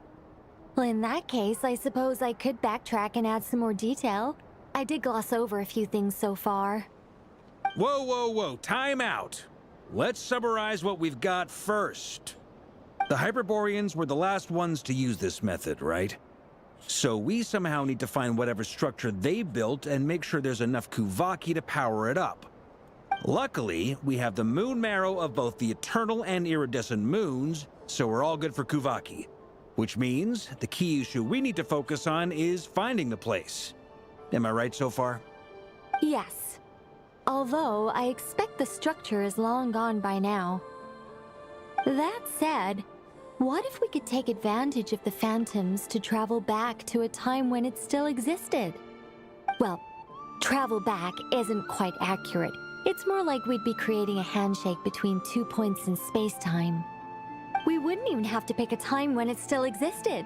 It could just be a time when it still appeared in phantom form via projection, or we could project our own phantoms, fold them together, and... You look lost. Was that too hard to follow? Yeah, things got a little, technical there. Yeah. Paimon's brain is reaching capacity. All right. Let me think about how to put this more simply. Okay, got it. Over the next few days, I'll search for phantoms that we can use. Once I find one that meets the criteria, I'll let you know and we'll regroup. By completing certain rituals, specific individuals will be able to enter the phantom and make it to the Hyperborean structure. If everything checks out and it looks feasible, we'll just need to wait for Moon Prayer Night, and we can send the Moon Goddess back home. I'm really skimping on the detail here. Is this making any sense at all? I think so. For now, we'll just wait to hear from you. Yes. Basically, yes. Great. Counting on you. In the meantime, we'll focus on finding the Moon Goddess's name. My name? Are they looking for a way to stop me from disappearing? Excuse me, Miss... Go on, Miss Nicole. This conversation was a little all over the place. I didn't catch your name. I am Lauma, of the Frost Moon Scions. Ah, I did wonder. I noticed that you listened very intently when I spoke about Hyperborea and the moon's history. If you'd be interested, I'd love to visit you this evening and go through it again in greater detail. Also, if you were serious about making a record, it would be too risky to simply write down the raw details as is. I would suggest some tweaks. Maybe rewrite the stories as fairy tales or fables, perhaps even prayers. Anyway, we can cross that bridge when we come to it. So, see you later then? Oh, and no need to prepare anything. Just a cup of tea will do. See ya! She seems friendly. It's just... It's so nice to find someone who's actually willing to listen. I've been dying for a chance to finally go through all this systematically from start to finish. Any longer and I'd probably start forgetting it. Now Paimon gets why Alice told us to mind our heads. What did I tell you? A lot of quirky people in Alice's orbit. Now then, the next order of business is, where do we start looking for the Moon Goddess's name? Maybe the rest of what Nicole has to say might give us some clues. Once I've heard her out, I'll summarize the salient points and share them with you all. I'm also inclined to review our other documents. Yes, our faith was first established by our Hyperborean ancestors, but many of the more factually accurate records are from after Kuthar's birth. I have a hunch that the Petunia might know something too. Sounds like we're gonna follow Columbina's journey through Devat, huh? In that case, we'll start by heading to the Frost Moon Enclave. Sounds like a plan. Take this with you. I'll see about getting in touch with the Fatui. It'll probably just be Arlecchino and Sandroni again. They're the only ones who would want to help. Thank you, Mr. Varka. Don't mention it. Honestly, I'm more comfortable dealing with the Fatui than prying into the details of a young lady's childhood. Catch you later. I should follow them, just in case there's some way that I can help.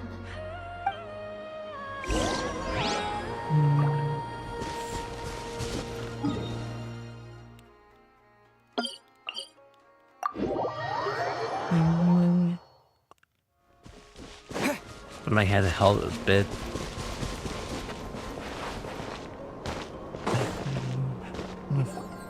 A while ago, I took the time to organize all documents in our possession that pertain to Kuthar. What you see here is the material I consider reliable. You're saying there's unreliable material too? Yes. Most of the information we have was transmitted through an oral tradition.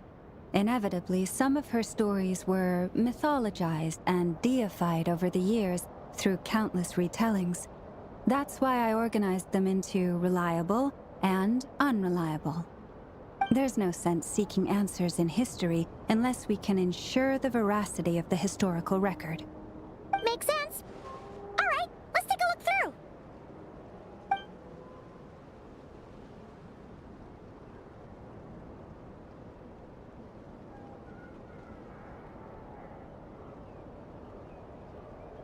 Okay.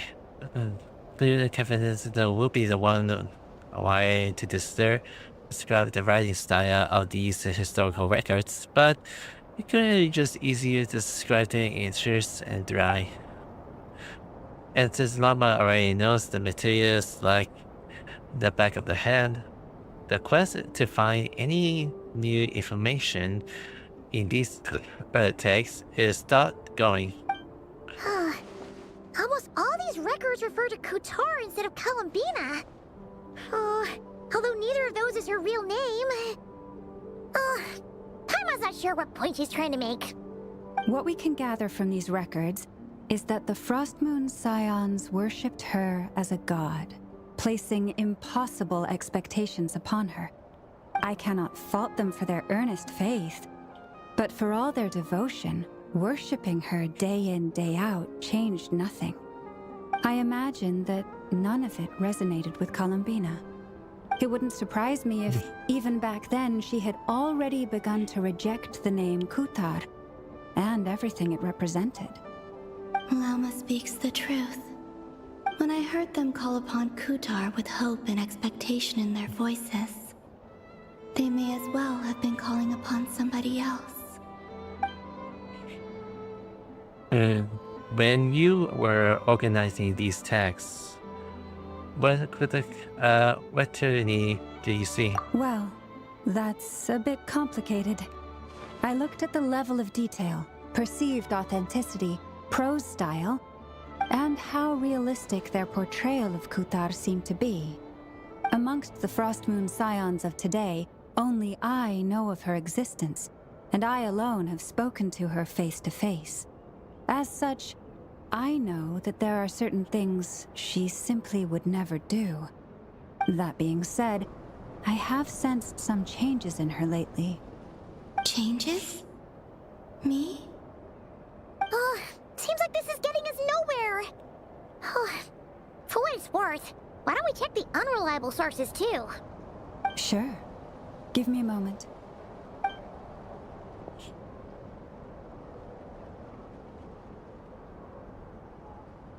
Exerting but a fraction of her divine might, Kutar sheared a great mass from the snow-capped mountain and cast it into the sea, upon whose surface shone the mirror image of the moon. Thus was formed the island of Hisi. Yeah, right. That doesn't even begin to pass the sniff test. The 3 moons are naught but lies through and through. Only one moon has ever shone for us, and Kutar is her name. The subjectivity is strong in this one. We heard something like this before in Atlan. The vast majority of ancient texts are filled with fanciful tales like these. I trust you understand my criteria a little better now. Kutar did not speak, merely gazing into the distance in silence. And where her gaze landed, this was her prophecy. Clearly, whoever wrote this text never even met Kutar. Otherwise, they'd know that her eyes are always closed. What about you, Traveler? What are you reading? Seems like a collection of anecdotes. Come on, let Paimon see. The child wished to build a wooden nest with which to shield a fledgling bird from the cold. But being so young and lacking in strength, the child could not snap the branches from the trees. Kutar was passing by. Upon seeing the child, she summoned forth the Kuhenki, who built a beautiful nest for the child. I remember that. Not knowing the meaning of Kutar's divine intervention, the child dared not to respond, and thus ran home to call their parents. But Kutar was gone. The Moon Chanter declared the event a miracle and took the nest as a relic, placing it on high for all to see. The child was named as one favored by the goddess and was greatly respected amongst the people. Yet, no further miracles were bestowed, and this matter was forgotten in but a few years. Huh. Any thoughts after reading that? If it's true, it gives off somewhat lonesome feeling. Yeah. Columbina probably just wanted to join the kid in making nests. Ah. I'd originally considered this a fabrication, because Kuthar did not perform any similar actions in subsequent records. But now that I think about it, it does seem like something Columbina would do. It's just that... She didn't know how other people would interpret her actions. She was probably worried about making things difficult for people. So, she gradually stopped joining in. Yes. Oh, that's so sad.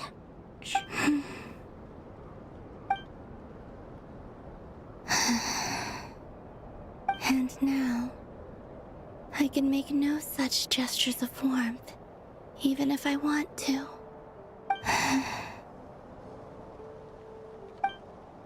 Still no name. That's a bit of a shame. But we did learn some interesting stories. That's gotta count for something. Barca said he was gonna set up a meeting with Arlecchino and Sandrone, right? Let's go back to Nasha Town and see how he's doing.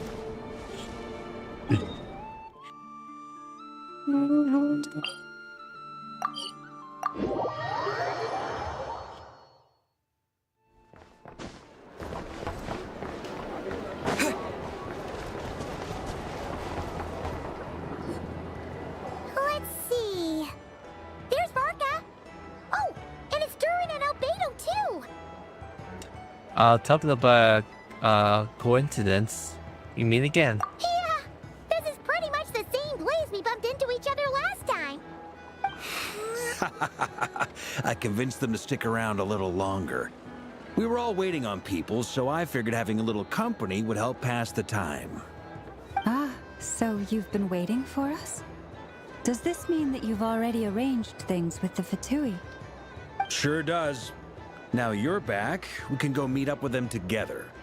How'd your investigation of the Frost Moon Enclave go? Well, we didn't find out Columbina's true name. But apart from that, it went pretty well. We learned some stories from her early days. Aha, just as well that I didn't tag along then. I'm sure our moon goddess wouldn't want every man and his dog knowing all about her private life. Still, desperate times, desperate measures, I guess. Someone had to do it. So, Barca was waiting on us, but what about you two? Are you waiting for Alice? Oh, no. We already met with her. We discussed that experiment I mentioned to you last time. Oh, and she also handed me this communication device. That looks familiar. I'm sure I saw this one back in the Golden Apple Avocado. That's right. I understand she informed you about the relationship between the phantom phenomena and Tevat's borders, yes? She wants me to help her with some more experiments on that front. She said that she'll contact me through this device with more information. Ah, I see. Following instructions and making observations. Pretty common research method. Takes me right back to Albedo's lab. Wait, then who exactly are you meeting? Someone you know. Albedo's met him too. But I don't think Miss Lauma or the Grand Master have been introduced. Introductions are overrated, especially in cases like this. It's you! My old So, custom it's wonder. not like the academia has prohibitions against going abroad. Also, I applied for leave. I've been writing to Hat Guy since obtaining a human form. I've already brought him up to speed on everything that's been going on in Nod Krai. Hat Guy? Turns out, I actually have heard that name before. Oh? Then why did you react the same way I did? I only knew the name, not the fella. But since we're all here, let's do some introductions for what it's worth. I'm Varka, Grand Master of the Knights of Favonius. Lauma, Moon Chanter of the Frost Moon Scions. And I'm a Driosh from the Vahumana Darshan of the Sumero Academia. Hat Guy. Good to see you again, Mr. Guy. I believe we last saw each other on the boat ride here. So they came to Nod Krai together. Mind you, the only reason I came here is because there's someone I want to look into. Who's that? The Doctor, also known as Dottore, second of the Fatui Harbingers. Just as I thought. From the tone of your voice, it sounds like there's bad blood between you. I was reviewing our archives and noticed that a lot of information about him was missing. Left a bad taste in my mouth. That's all there is to it. Dottore, or Zondik, as he was then known, once studied at the Academia, but he got kicked out before he could graduate. Zondik. I heard of some name before, back in the ruins, when the Level King mentioned a student. That was the Doctor.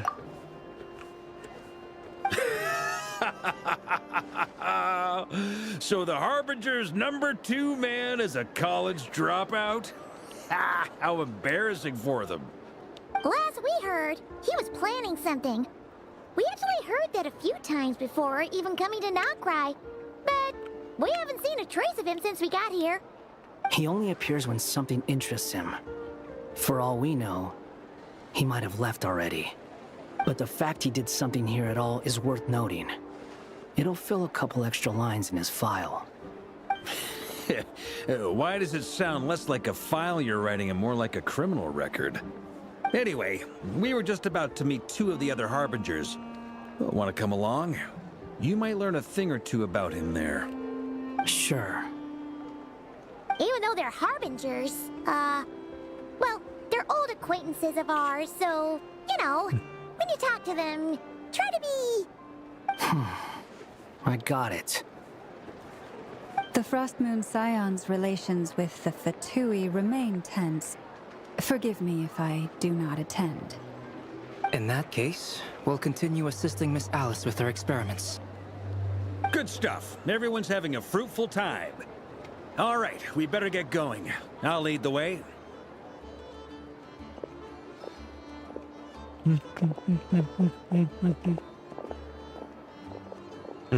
Hey. Are you here for revenge? Well, yeah. That's obviously part of it. But I'm not the only one who has a score to settle with him.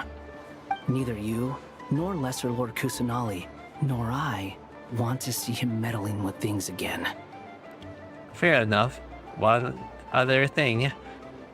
When we return, let's talk about the Carabino. What's the hurry? Don't worry. Pigeons always know which way home is. And the conversation ends. Spins 2.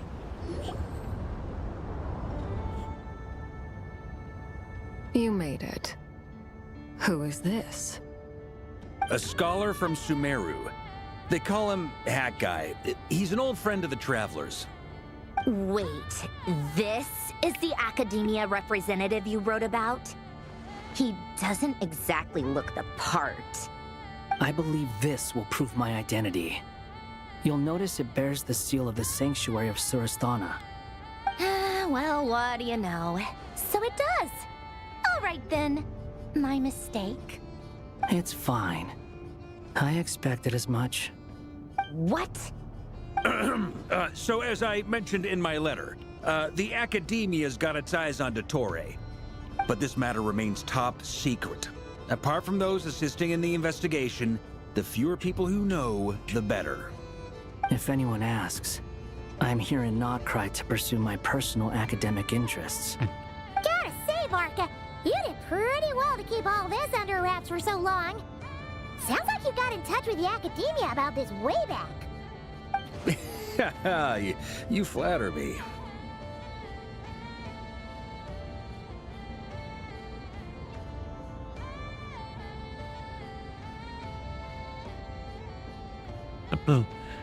You're all Harbingers. What's the reason you have the close information about that tour? Where do I even start? time we fought Rerir at Star Sand Shoal. He sure let me have it then, didn't he? I'll bet Dottore had that all sketched out, with me as his convenient little pawn. He could not care less about us if he tried, but hey! The feeling's mutual. Does Dottore really strike you as the sort who values his relationships with his colleagues? Fair point. Definitely not. Which is why I always keep my guard up whenever he starts making suspicious moves. To that extent, our motivations align. On top of which, I consider you trustworthy people. Now, back on topic. In the wake of the Reihir of Solnari episode, Sandrone and I grew suspicious about Dottore's complete inaction during the entire affair. So we tried to find out what he'd been up to, but unfortunately to no avail. He never lets anyone in on his plans. The more he cares about something, the more secretive he gets. Indeed. Perhaps he believes that by keeping a low profile, he can avoid trouble. But that trick isn't going to work on his colleagues. Yeah, I mean, he's been researching the ancient moon's remnants. And he's been trying to get his paws on the moon marrows. Only an idiot would believe he doesn't have something more planned. With this in mind, I returned to Snezhnaya and relayed my thoughts to Her Majesty the Tsaritsa, entreating her to have him recalled. That's pretty direct. Did the Tsaritsa agree? Yes. I made it abundantly clear that the Fatui's business in Nod Krai is almost concluded, and we do not need 3 harbingers in this territory. Her Majesty concurred. Accordingly, Dottore has returned at her orders. I imagine he is continuing with experiments, which no one besides he would ever have any interest in. Common sense might mean nothing to him, but he's not stupid. He knows that no good can come from opposing the Tsaritsa. Smarts alone won't get him all the way. He needs the Rooster's resources and Regrator's Mora, both of which the Tsaritsa can strip from him by waggling a finger. But doesn't he have a track record of publicly following orders while going against them in private? He probably has it down to a fine art by now. Wouldn't put it past him. We worked together on a research project once. Only briefly, but it was enough to show me that we're fundamentally different people. He has no interest in doing things methodically, stage by stage. His thoughts jump all over the place, and the moment his curiosity is satisfied, or he gets the results he wants, he disappears. The only similarity we share is that, once we set our minds on doing something, we will see it done. Whatever it takes. Oh, we definitely saw some of that in your battle with Rerir. You got so competitive. Ugh, do not remind me. Then I believe we all concur. Dottore will not simply give up. Fantastic. Now this is turning into a whole day of unpleasant memories. Ugh. Are you talking about the moon marrow stuff? He also strikes me as the kind of person to disregard experimental regulations, ruin all the equipment, and go way over budget. Then leave the first person he can find to deal with the fallout. Exactly. This one time, he was running some high-temperature experiment and the substance exploded. But does he care? No. He orders his subordinates to open the device so he can observe the results, which causes the gas inside to leak out. That gas was poisonous. If I hadn't been there, who knows how many people might have died. And after all that, he left while I was still cleaning up after his mess. What a waste of time, he said. Waste of time? The nerve! He wasted my time! You've been bottling that up for a while, huh? Hat guy, I must say, you seem awfully familiar with internal Fatui affairs. Especially when it comes to Dottore. Thank you, Lady Harbingers, for providing such valuable information. I have no other questions for now, so I'll be on my way. Wait, what? You're just gonna leave? You're welcome to join if you want. Ugh. Just when Paimon thought he'd finally mellowed out. He makes quite the impression. I'll say. I've met tons of headstrong people, but not many of them would join me in bad-mouthing the Torre. Anyway, back to the main agenda. Barca, you said that Columbina has gone missing? Or rather, disappeared. Yeah. We're working on building a connection between her and this world. The simplest method is to find out her real name. I've actually asked her that question before, but she said she didn't know. Considering our relationship, I doubt she was lying to me. She could have just given you a personalism. What did she do while she was with the Fatui? As far as I recall, she was never dispatched by Her Majesty to claim a gnosis or anything like that. The Tsaritsa's plans had long contained a place specifically for her. I always thought that was weird. What could she do that the rest of us couldn't? Knowing what we do now, it's probably something related to Kavaki, right? More than likely. When she first arrived, Columbina would often go to Her Majesty and ask when she could start the task assigned to her. But Her Majesty always gave the same reply. The time has not yet come. So she spent her days in Snezhnaya doing basically nothing. The Tsaritsa has summoned a beautiful blind maiden to be a harbinger, giving her the third seat by virtue only of her enchanting voice. It was a dumb and stupid rumor, but the reality of the situation made it hard to refute. And what happened after that? I imagine she stopped caring. She no longer seemed to care why she had been recruited, and Her Majesty never gave her any missions, so she just continued to sing in the flower garden. For my part, I was busy. So busy, in fact, that watching someone be that idol had me fuming. But still, I got the sense that she had long been used to a life of other people claiming she was needed when she wasn't.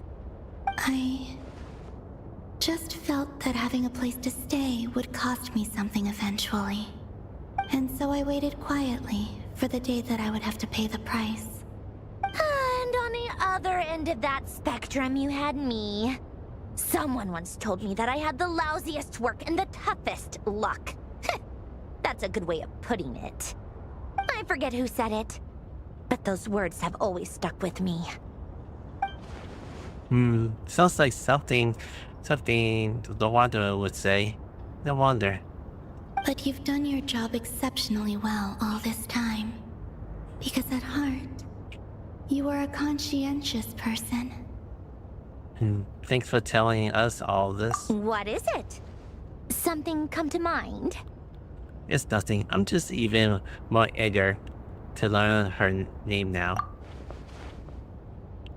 I want to shout to her from the rooftop. That makes sense. Nothing screams you are needed like your name shouted from across the town. Well, good luck with it. But if you ask me, Columbina is still the most shoutable name. I'm just so used to it now. After all the arguments we've had, I can't be bothered trying to remember another name for her. Nor I. Sandrone. Harlequino. You trying to find out about interesting moments? Huh! It's a Sealy! Does that mean Nicole has news for us? Ladies, I thank you for your hospitality. If the chance ever comes up, I definitely owe you both a drink sometime. I'm sure it will. You can make your own way out. Heck, you've been here enough times, you probably know your way around better than I do. Take care, everyone. We'll be in touch in the simulation chain. Simulation changes. Okay! Time to do what adventurers do best. Follow that Sealy!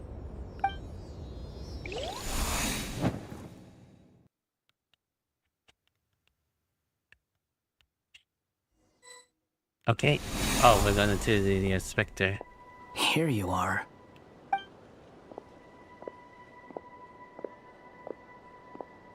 Oh, that guy. How come you're back so soon? Did things go all right with the Fatui? Fine. Dotori's been summoned home by the Tsaritsa. Couldn't get much more than that. How about you? Any progress with the investigation? Unfortunately not. We've tried everything. Different phantoms, different locations, different points in history. But the results were the same each time. Abyssal monsters roaming the land. People crying out in despair, with no hope of being rescued. Every time I see it, I can't help but think, is this what it was like in Mondstadt when Dragonspine Durin attacked? And if I fail in the task I've been given, will I create yet another tragedy? That's just meaningless speculation. When we encountered similar phenomena previously, I tried to interfere with those illusions, using sounds and lights to guide them. However, we could not change their fates. At most, we were able to extend their existences. The events of the past are like fate that has been written into Irminsul. There isn't a living thing in Teyvat that can escape its past. But Miss Alice instructed us to try to find ways to change the outcome that these phantoms face. It's an impossible task. Can't you just refuse? Since she asked us to do this, I feel like it can't truly be impossible. Or if it is, well, mages can make the impossible possible. I could not have been born as Durin otherwise. But you also said that your past 39 attempts were fruitless. That's true. But you're still going. Yes. After this many futile attempts, surely you realize that you're not doing this because you still believe what some mage told you. It's because you want her hypothesis to come true. It's something you wish for deep inside. So, think for yourself about what you want to do. As long as you don't believe it's futile, it isn't. Yeah. Previous experience indicates that we cannot touch the phantoms, which limits the effectiveness of our interventions. If we want to clear this hurdle, we need to break this rule somehow. Same thought here. Following the same rules means repeating the same failures. Reducing ourselves to mere playthings of fate. So you mean we need to figure out a way to make contact with them despite knowing that we can't? Yes, and I suspect that's something only you are capable of. Everything in Teyvat is logged in Irminsul, but the withering that once occurred in Sumeru was a sign that the Great World Tree was being corrupted. This corruption allowed things that should not have existed in Teyvat to appear. This is tantamount to rewriting reality to an extent. You're saying abyssal power might be able to affect those phantoms? No one's ever tried it before. If you're gonna try it, it'll take courage. And you have to be confident that you can control it. Is anyone there? Has anyone seen my daughter? She's missing. I have to find her. I hear someone inside. Spargana? Are you in there?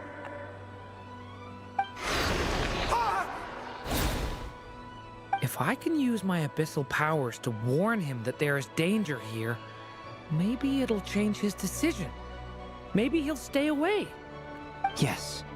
The important thing is not the nature of the power, but rather how you use it. To intimidate and obstruct. Sounds about right for the Abyss. Well, let me try. I should be able to influence that thing. Have you seen a little girl? What? This isn't the time for that! Just run!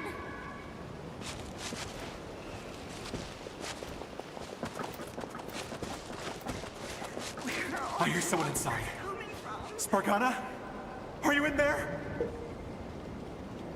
Durin can use the power that the best affected of the world, which is the Phantom is located. But it's simply if you use the Imperial Stone to create a barrier with the intimidating or the obstructor of serving with the true will infected the chances and the actions in the human Phantom.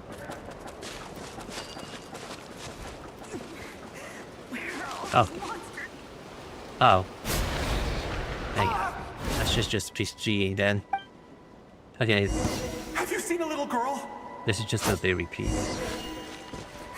What? This isn't the time for that! Just run!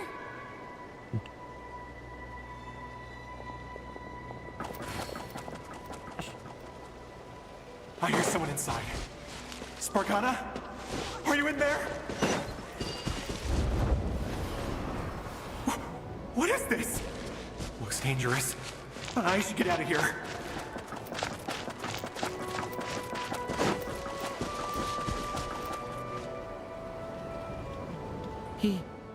He really left. Ha! We did it! Don't celebrate too soon. Follow him. See what he does next. Monsters approaching from the front. You need to stop them and create an opportunity for him to hide.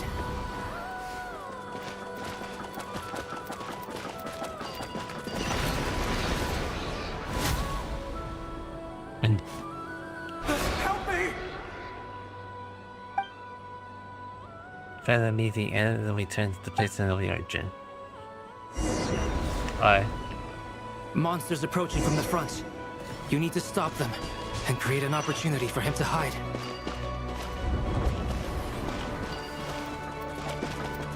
No! There's monsters ahead!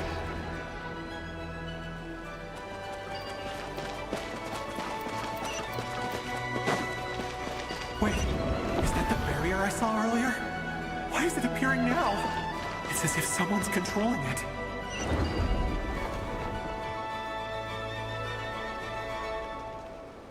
The monsters are gone. Is it safe now? And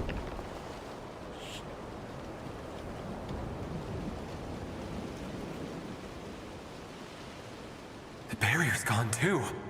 How odd. Anyway, I guess I'll keep going. Quickly, let's keep up.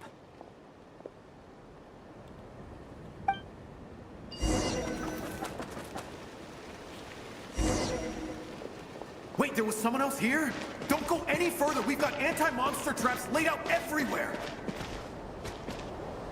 But my daughter must just be up ahead. I have to go. This way's blocked. oh. During the best power that can affect us with the Phantom explosion barrel, causing especially that can clearly offset dealing damage monsters. Everything using explosion that costed the Durin the Phantom used it for caution. Oh. Maybe I should just like much as through.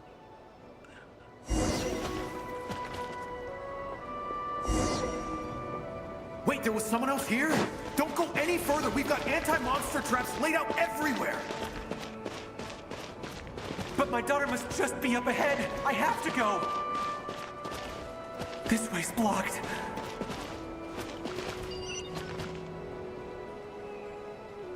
We might be able to use the explosives over there, but we need to take care not to hurt him.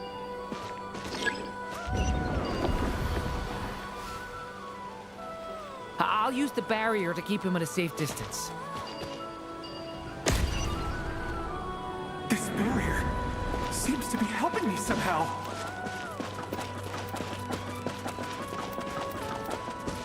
Hey, wake up! Oh, no good. Gotta keep moving ahead.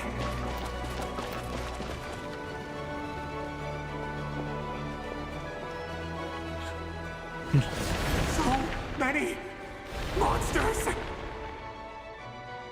There's still a chance, Durin. Use the traps.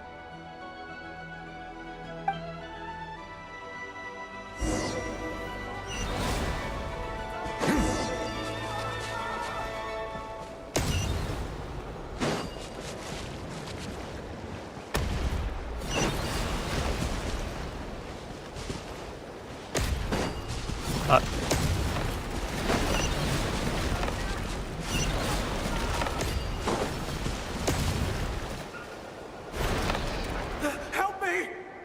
Okay, I mean, that might...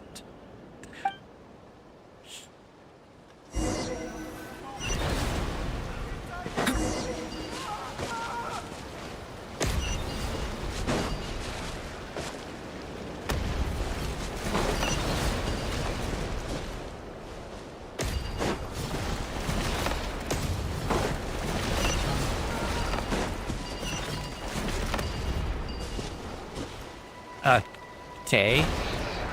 Help me! I need to rush this.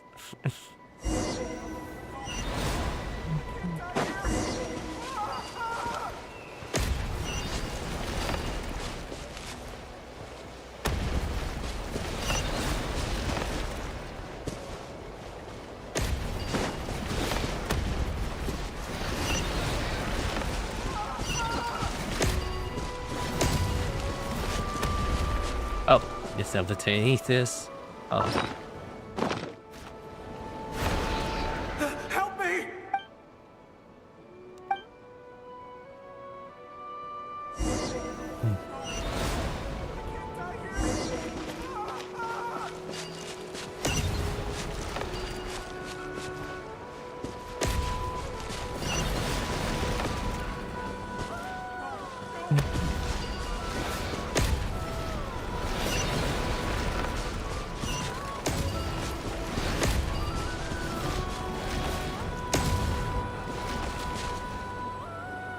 This is a new development. I've never seen this happen before.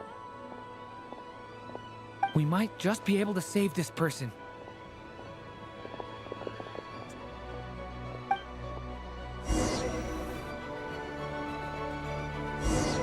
Alright. Give me a few minutes. I need a few minutes acting.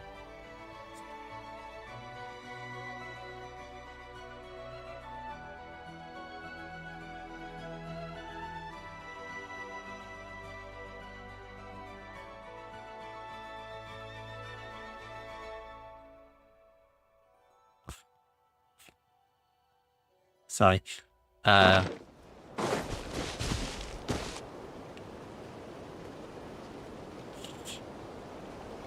Hello there. Have you seen my daughter? Spargana's her name. She's carrying a large backpack.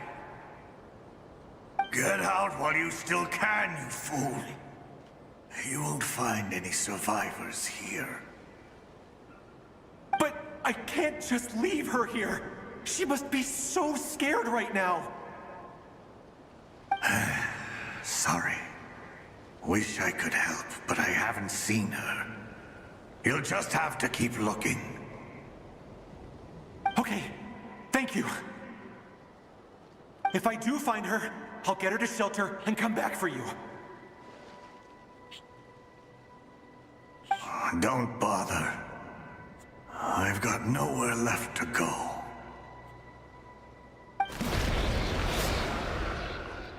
What's that noise? Monster! No, if he goes inside, he'll be walking into a trap. Let's try this once more. This time, we have to stop him. You wish that's the end.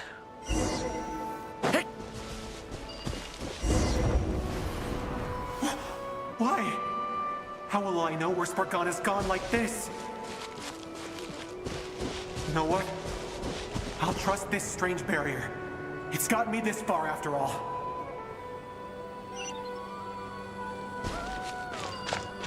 What? What's this? Hey! Let us out! Spargana, are you there?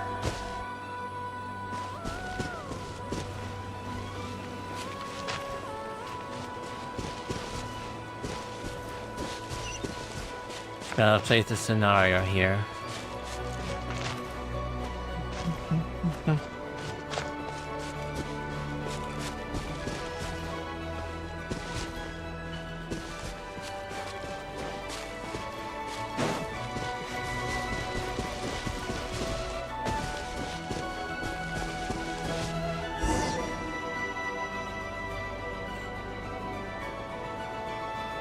Huh? That looks like one of my daughter's books! Thank you. Thank you! Yes, it's one of hers for sure. That's her name on it right there. She left her backpack here.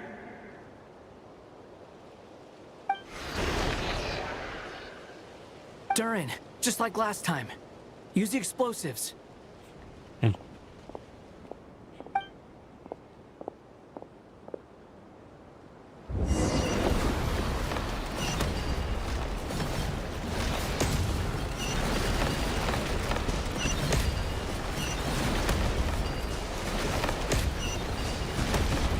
Okay.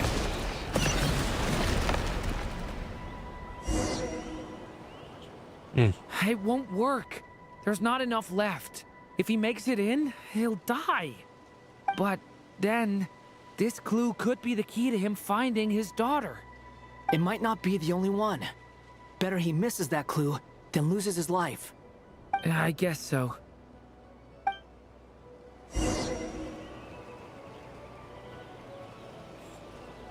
Stop him, Durin. We can't let him get any further in. That's my daughter's book! She's passed this way! Why? Why won't you let me go in? I've searched and searched and searched just for this! But how will I find her without any clues?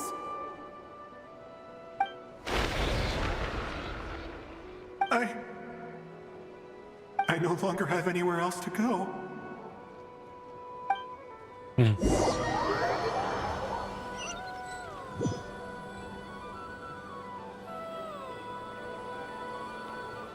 I'm sorry.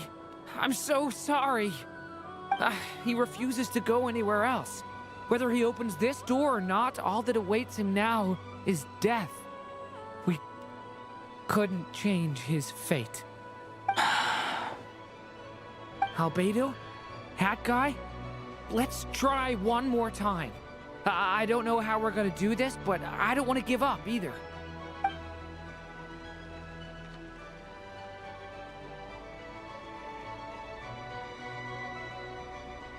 Why am I here? What's going on? All these scenes running through my head. Where are they from? Huh? What's going on? His reactions have changed. How many times have I... What's happening to me? Huh? Wait. Who are you? You can see us now? I feel like I always could, but that I only just realized you were there. I'm sorry, I don't know how to describe what I'm feeling. But you were the ones guiding me using that marked barrier, right? I haven't done anything yet, but those monsters, those deaths, they feel like memories. Like things I really did experience. I won't find my daughter. In fact, I'll ultimately die trying to find her. Isn't that right? Well, no, it isn't. Yes, it is. Even so, we're trying to find a way out of this.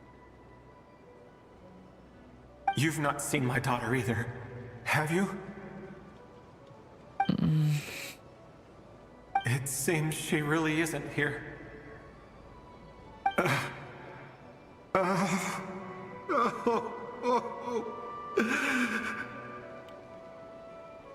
I'm sorry we couldn't help you.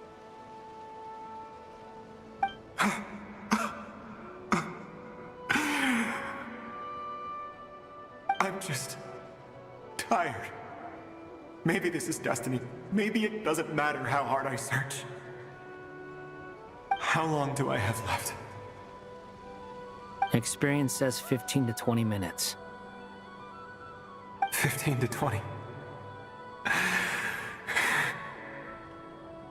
Thank you for all your help. Let's rest a while. You look exhausted too. Now's not the time for you to start pitying us. It's not pity. I'm just realizing that I've only got 10 or so minutes left. you know?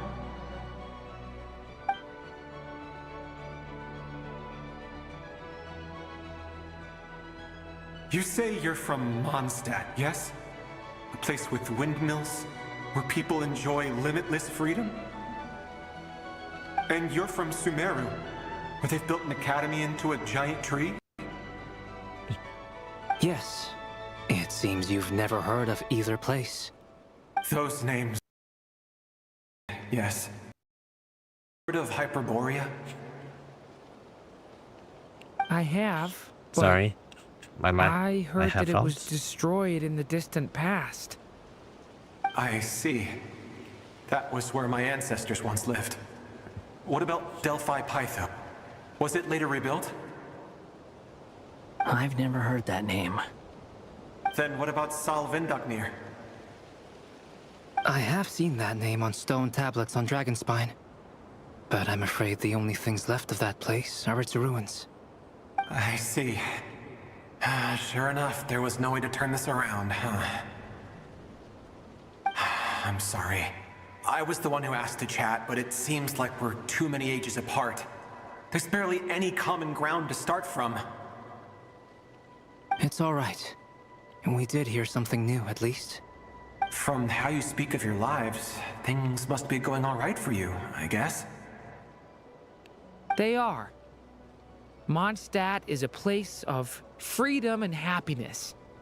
There's a lot of good people in the church and the Knights of Favonius, and even outsiders find that it's an easy place to feel at home. We have festivals a few times a year. Everyone gets together to drink, sing, and be merry. Sumeru is a lot more uptight. Not really the kind of place where you can relax. It's a nation fraught with problems wherever you look. But if all you want in life is to seek knowledge, I guess it's pretty much paradise. That's wonderful. In other words, after this all-devouring black tide passed, humanity did not merely avoid extinction, but rose to build prosperous civilizations anew. I mean, I can see you all right now. That must mean the future isn't a total mess, right? That's true. Well, time's almost up. Let's part ways, I think. Might be best if you don't waste too much time on me. The chances are slim, I know, but I'd like to spend these last few minutes looking for Spargana. If things work out, I'd love to tell her about what I've heard. May we meet again. Well, or not, most probably. In that case, may your wishes come true.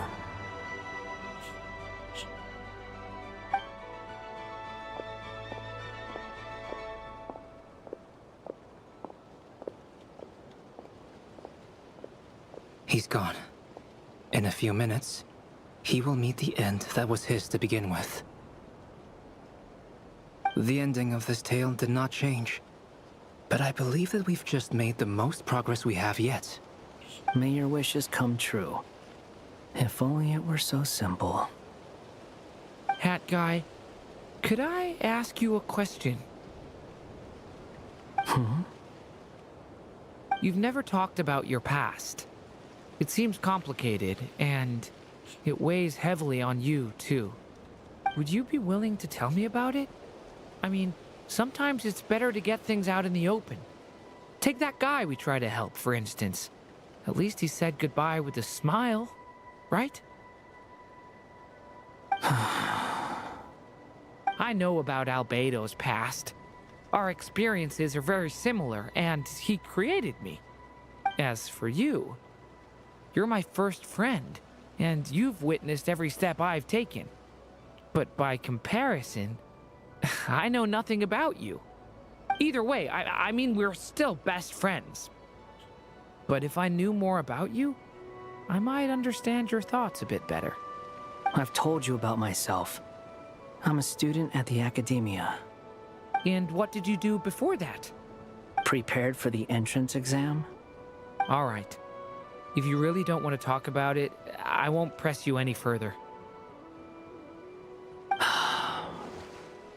I was a puppet built from the branches of a white tree, using technology left behind by the Conrian schools of mechanical engineering. A white tree? You mean an Irminsul tree? Yes. A branch of Irminsul that was once connected to the main tree. So you had a human creator too? Yeah. But my creator abandoned me after deciding that I was a failure. After that...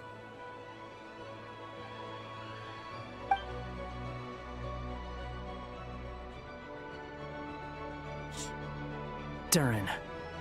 Resisting the influence of the Abyss, suppressing the urge to destroy, trying to do the right thing. None of these things are easy. But no matter how hard they are, trying to rewrite past wrongs is far harder. You asked me if you would create a new tragedy if you failed. I told you there was no point speculating about that. But the real answer is, yes, you absolutely will. That guy. But at least you've got people here to help steer you away from the wrong path. So, just keep aiming towards the light. I will. I promise. All right, break time's over. Hello? Durin speaking. Hello, friends, it's me! What have you been up to, I'm detecting some unmistakable fluctuations here at the border. The amplitude isn't particularly high, but they're completely different signals from the ones before, and the scale is comparable to those I've detected previously. Alice, we were unable to save that person. However, he appears to have retained a portion of the memories gained through that cycle, and was able to hold a conversation with us. I see. Well, that is rather odd indeed. It definitely merits further attention. Could I trouble you to keep trying the same approach? I need to gather some more data. Counting on you. I should probably have Nicole come and check this out as well. That's the end of this act. So, not sure if I'm gonna do the other acts in here. There you are. I was worried you might stop to collect treasure chests opened by the Seelie along the way. It would have taken you so much longer to get here. Another conversation I cannot hear. I am delighted to see that you understand what takes priority, and that your adventurer's instinct has not swayed your resolve. Really, I must applaud you for it. You should know. Paimon's head. Okay, I'll try and keep it short. My senses are telling me that this is where we shall find the entrance to the ruins. Oh, cool! Well, what are we waiting for? Let's open it up and see! Patience. This was a sanctuary of great importance to the Hyperboreans. A special process is required to open the gate. Oh! Like the place that housed the Eternal Moon's Marrow? Seems like the ancients were very fond of making tricky gate puzzles. Okay, so what's the plan? Need us to do anything? And just the short version, if you can. Ah. Alright then. I was planning to start with some background on the invention of these techniques. Are you sure you don't want to hear it? It's quite informative. Remember what you were saying about priorities? Fine. Simply put, we need 3 human representatives to successfully undergo a process of Kuvaki resonance. Think of it as a test from the 3 moon goddesses to see if the entrants are qualified, with the most recognizable qualification being Kuvaki.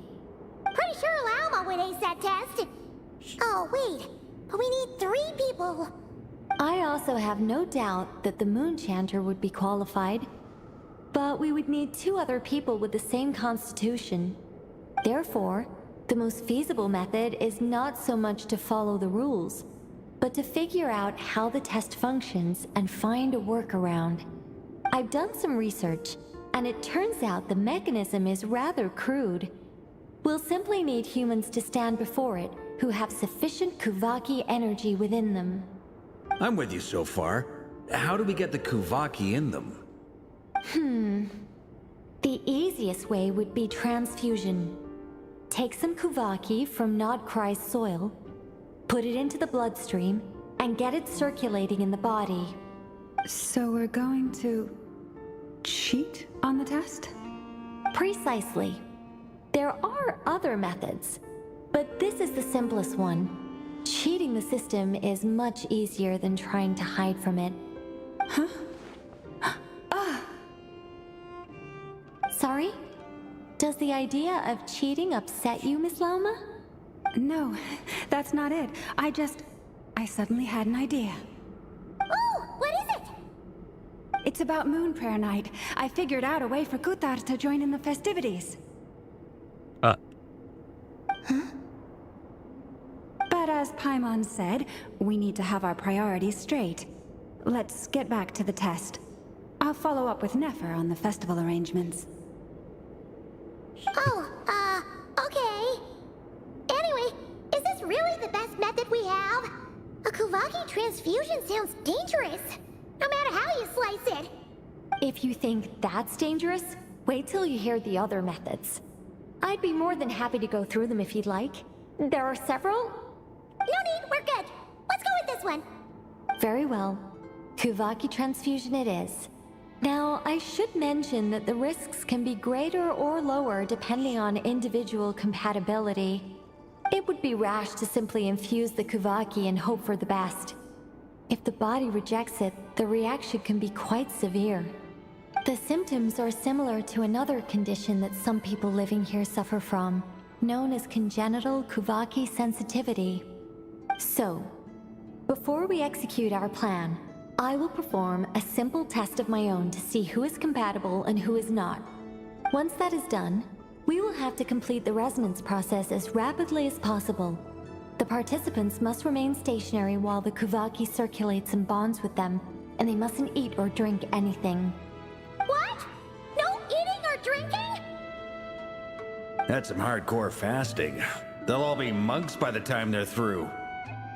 How long they have to keep that up? 3 days. Oh, that's so long! And we still need to find 2 more people who are not just compatible, but also willing to volunteer. Fasting? What are they talking about? Well, I'm willing to volunteer. Really? Don't you want to think this through? Haha, count me in too. 3 days without food? I can handle that. Miss Nicole has made it clear that this is the easiest way. The way I see it, there's nothing else to discuss. It's time to step up. Compared to having Carabina disappear completely, fast in a few days it has nothing. Yeah, you're right.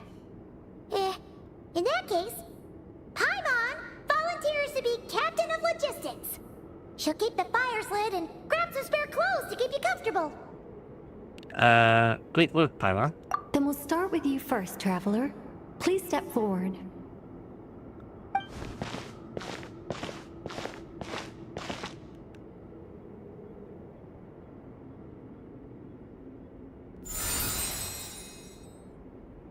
How's it going? Do you feel anything? No. How about now? No. And now? Still nothing.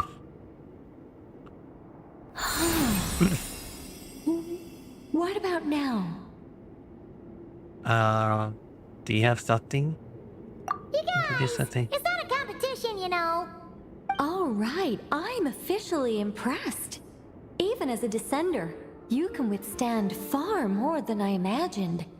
It's like I summoned a giant stone titan to arm wrestle you, and your arm hasn't even moved an inch. In my last attempt, I infused 5 times the amount of Kuvaki required. That much? Yes. Safe to say, compatibility won't be an issue for you. You're eligible to join. You're next, Mr. Varka. Sure, here goes nothing. All right, I'll start where we left off. 5 times the required Kuvaki dose. Whoa, whoa, whoa, hey, wait a minute. How's it going? Ooh, no, not great. I kind of want to puke. Feels like I've been drinking too much. A few bottles of wine and a big stein of Dark Horse. With some hard liquor from Liyue mixed in. You think this is funny? I just lost to a young lady in an arm wrestling contest. I'm never gonna live that down. My apologies. I'll lower the concentration and try again. Oh. How's it going now? I'm not as dizzy as last time, but I can still feel it pulsing around. In that case, you wouldn't be an ideal choice, Mr. Varka. Let's try someone else. Okay. Let's go ask some of our other friends then.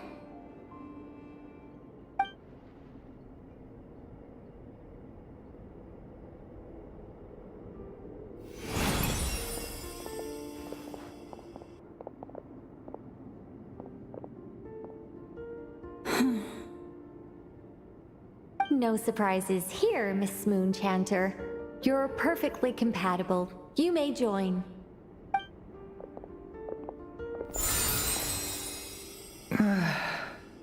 I'm getting a slight headache.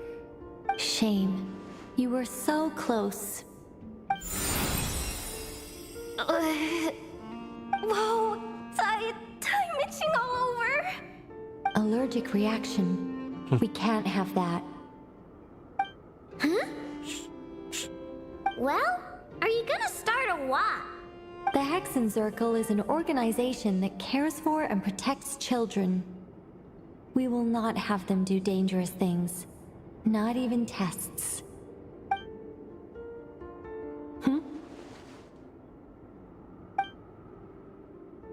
Is something the matter?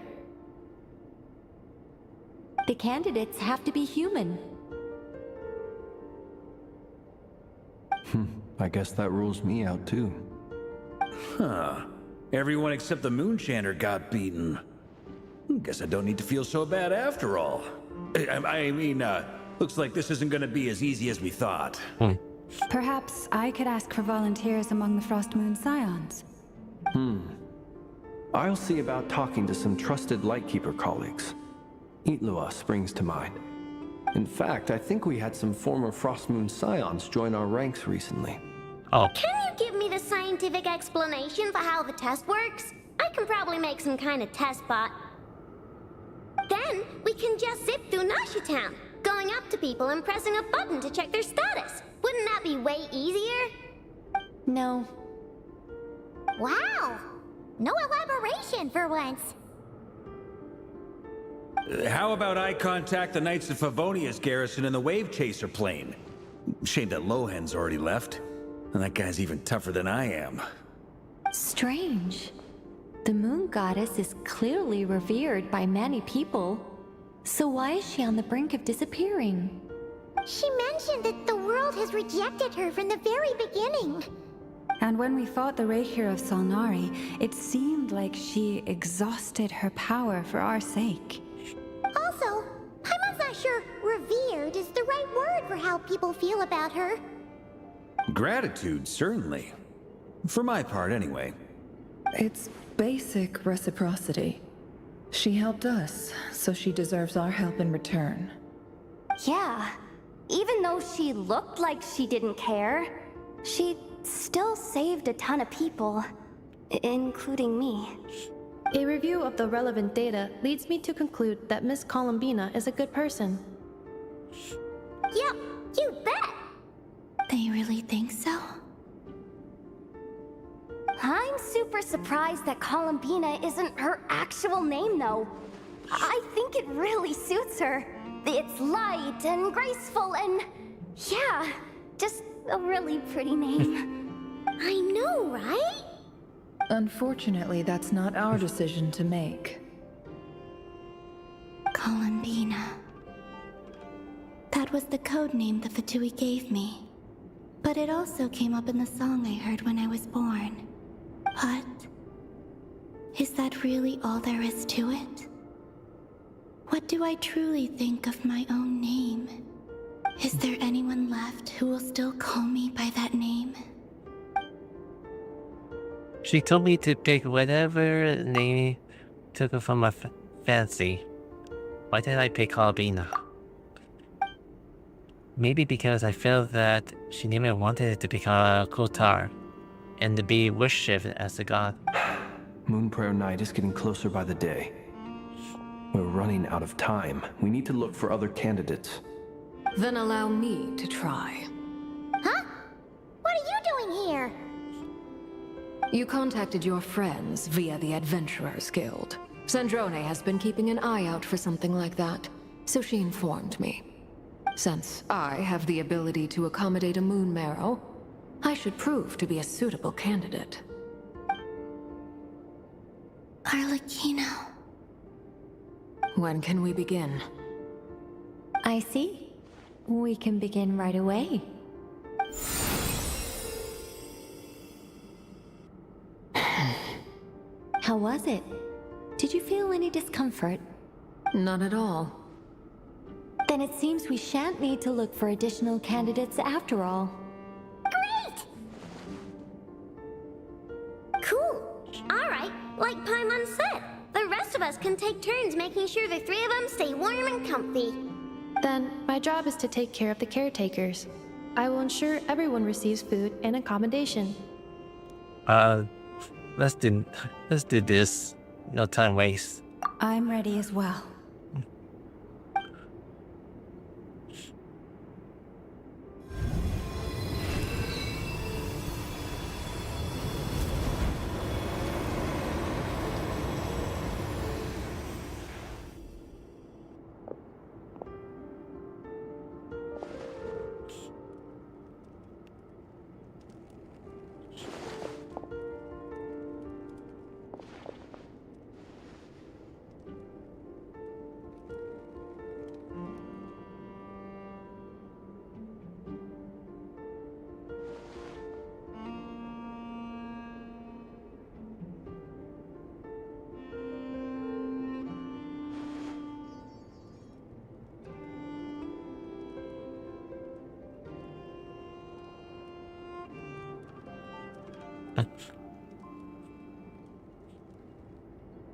It's been 3 hours now.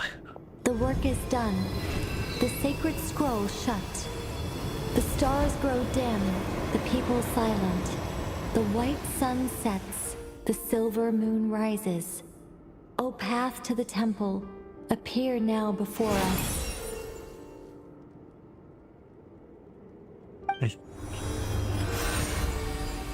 Wow! It really opened! So that's what all this is about.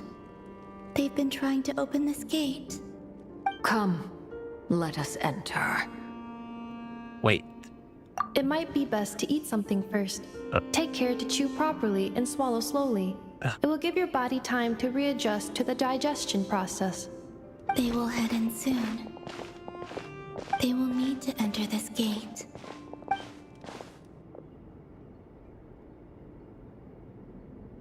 Huh? I cannot pass through. Is it because I have no physical body? It has been 3 days. My strength is all but completely faded. Can I really hold on until Moon Prayer Night?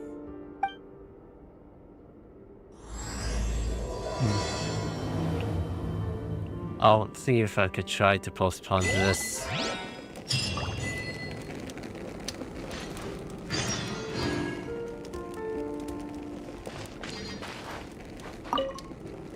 I have confirmed that you are all in good health. With that, my work is now complete. Congratulations are in order.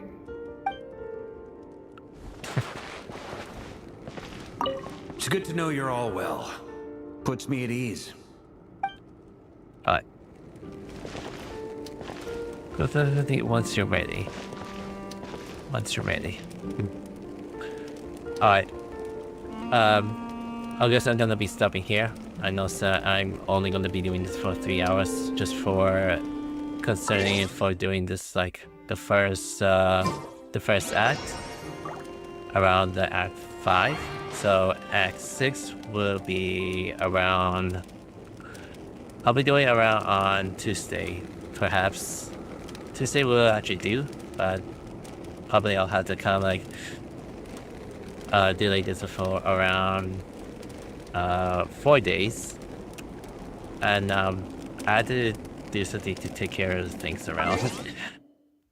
So if you are new to around on YouTube, yeah, thank you for coming by. I don't usually I do usually look at like some of the top chats that is actually posting around here. So I don't know how to end this, but I'll see if I actually continue on Act 6. So sometimes that this act will be a little bit longer, perhaps, and I'll be doing a bit hexes around. Let's see. I'll be doing the witch's homework very soon, and things will be a little bit longer. Okay, that's all for today. For now, so like, comment, subscribe. Thank you for kind of like coming by for my stream, and I'll be sure to kind of like continue this chapter around on probably on Tuesday or Wednesday, depending on when I'll be coming back and doing some like Genshin streams. Alright, see you around, and take care. Bye. I should put this on focus. Stay for the rest of your hair. Alright. I'll have to do this in the shops, and this is supposed to be another event that is supposed to come out quickly soon. Alright, there.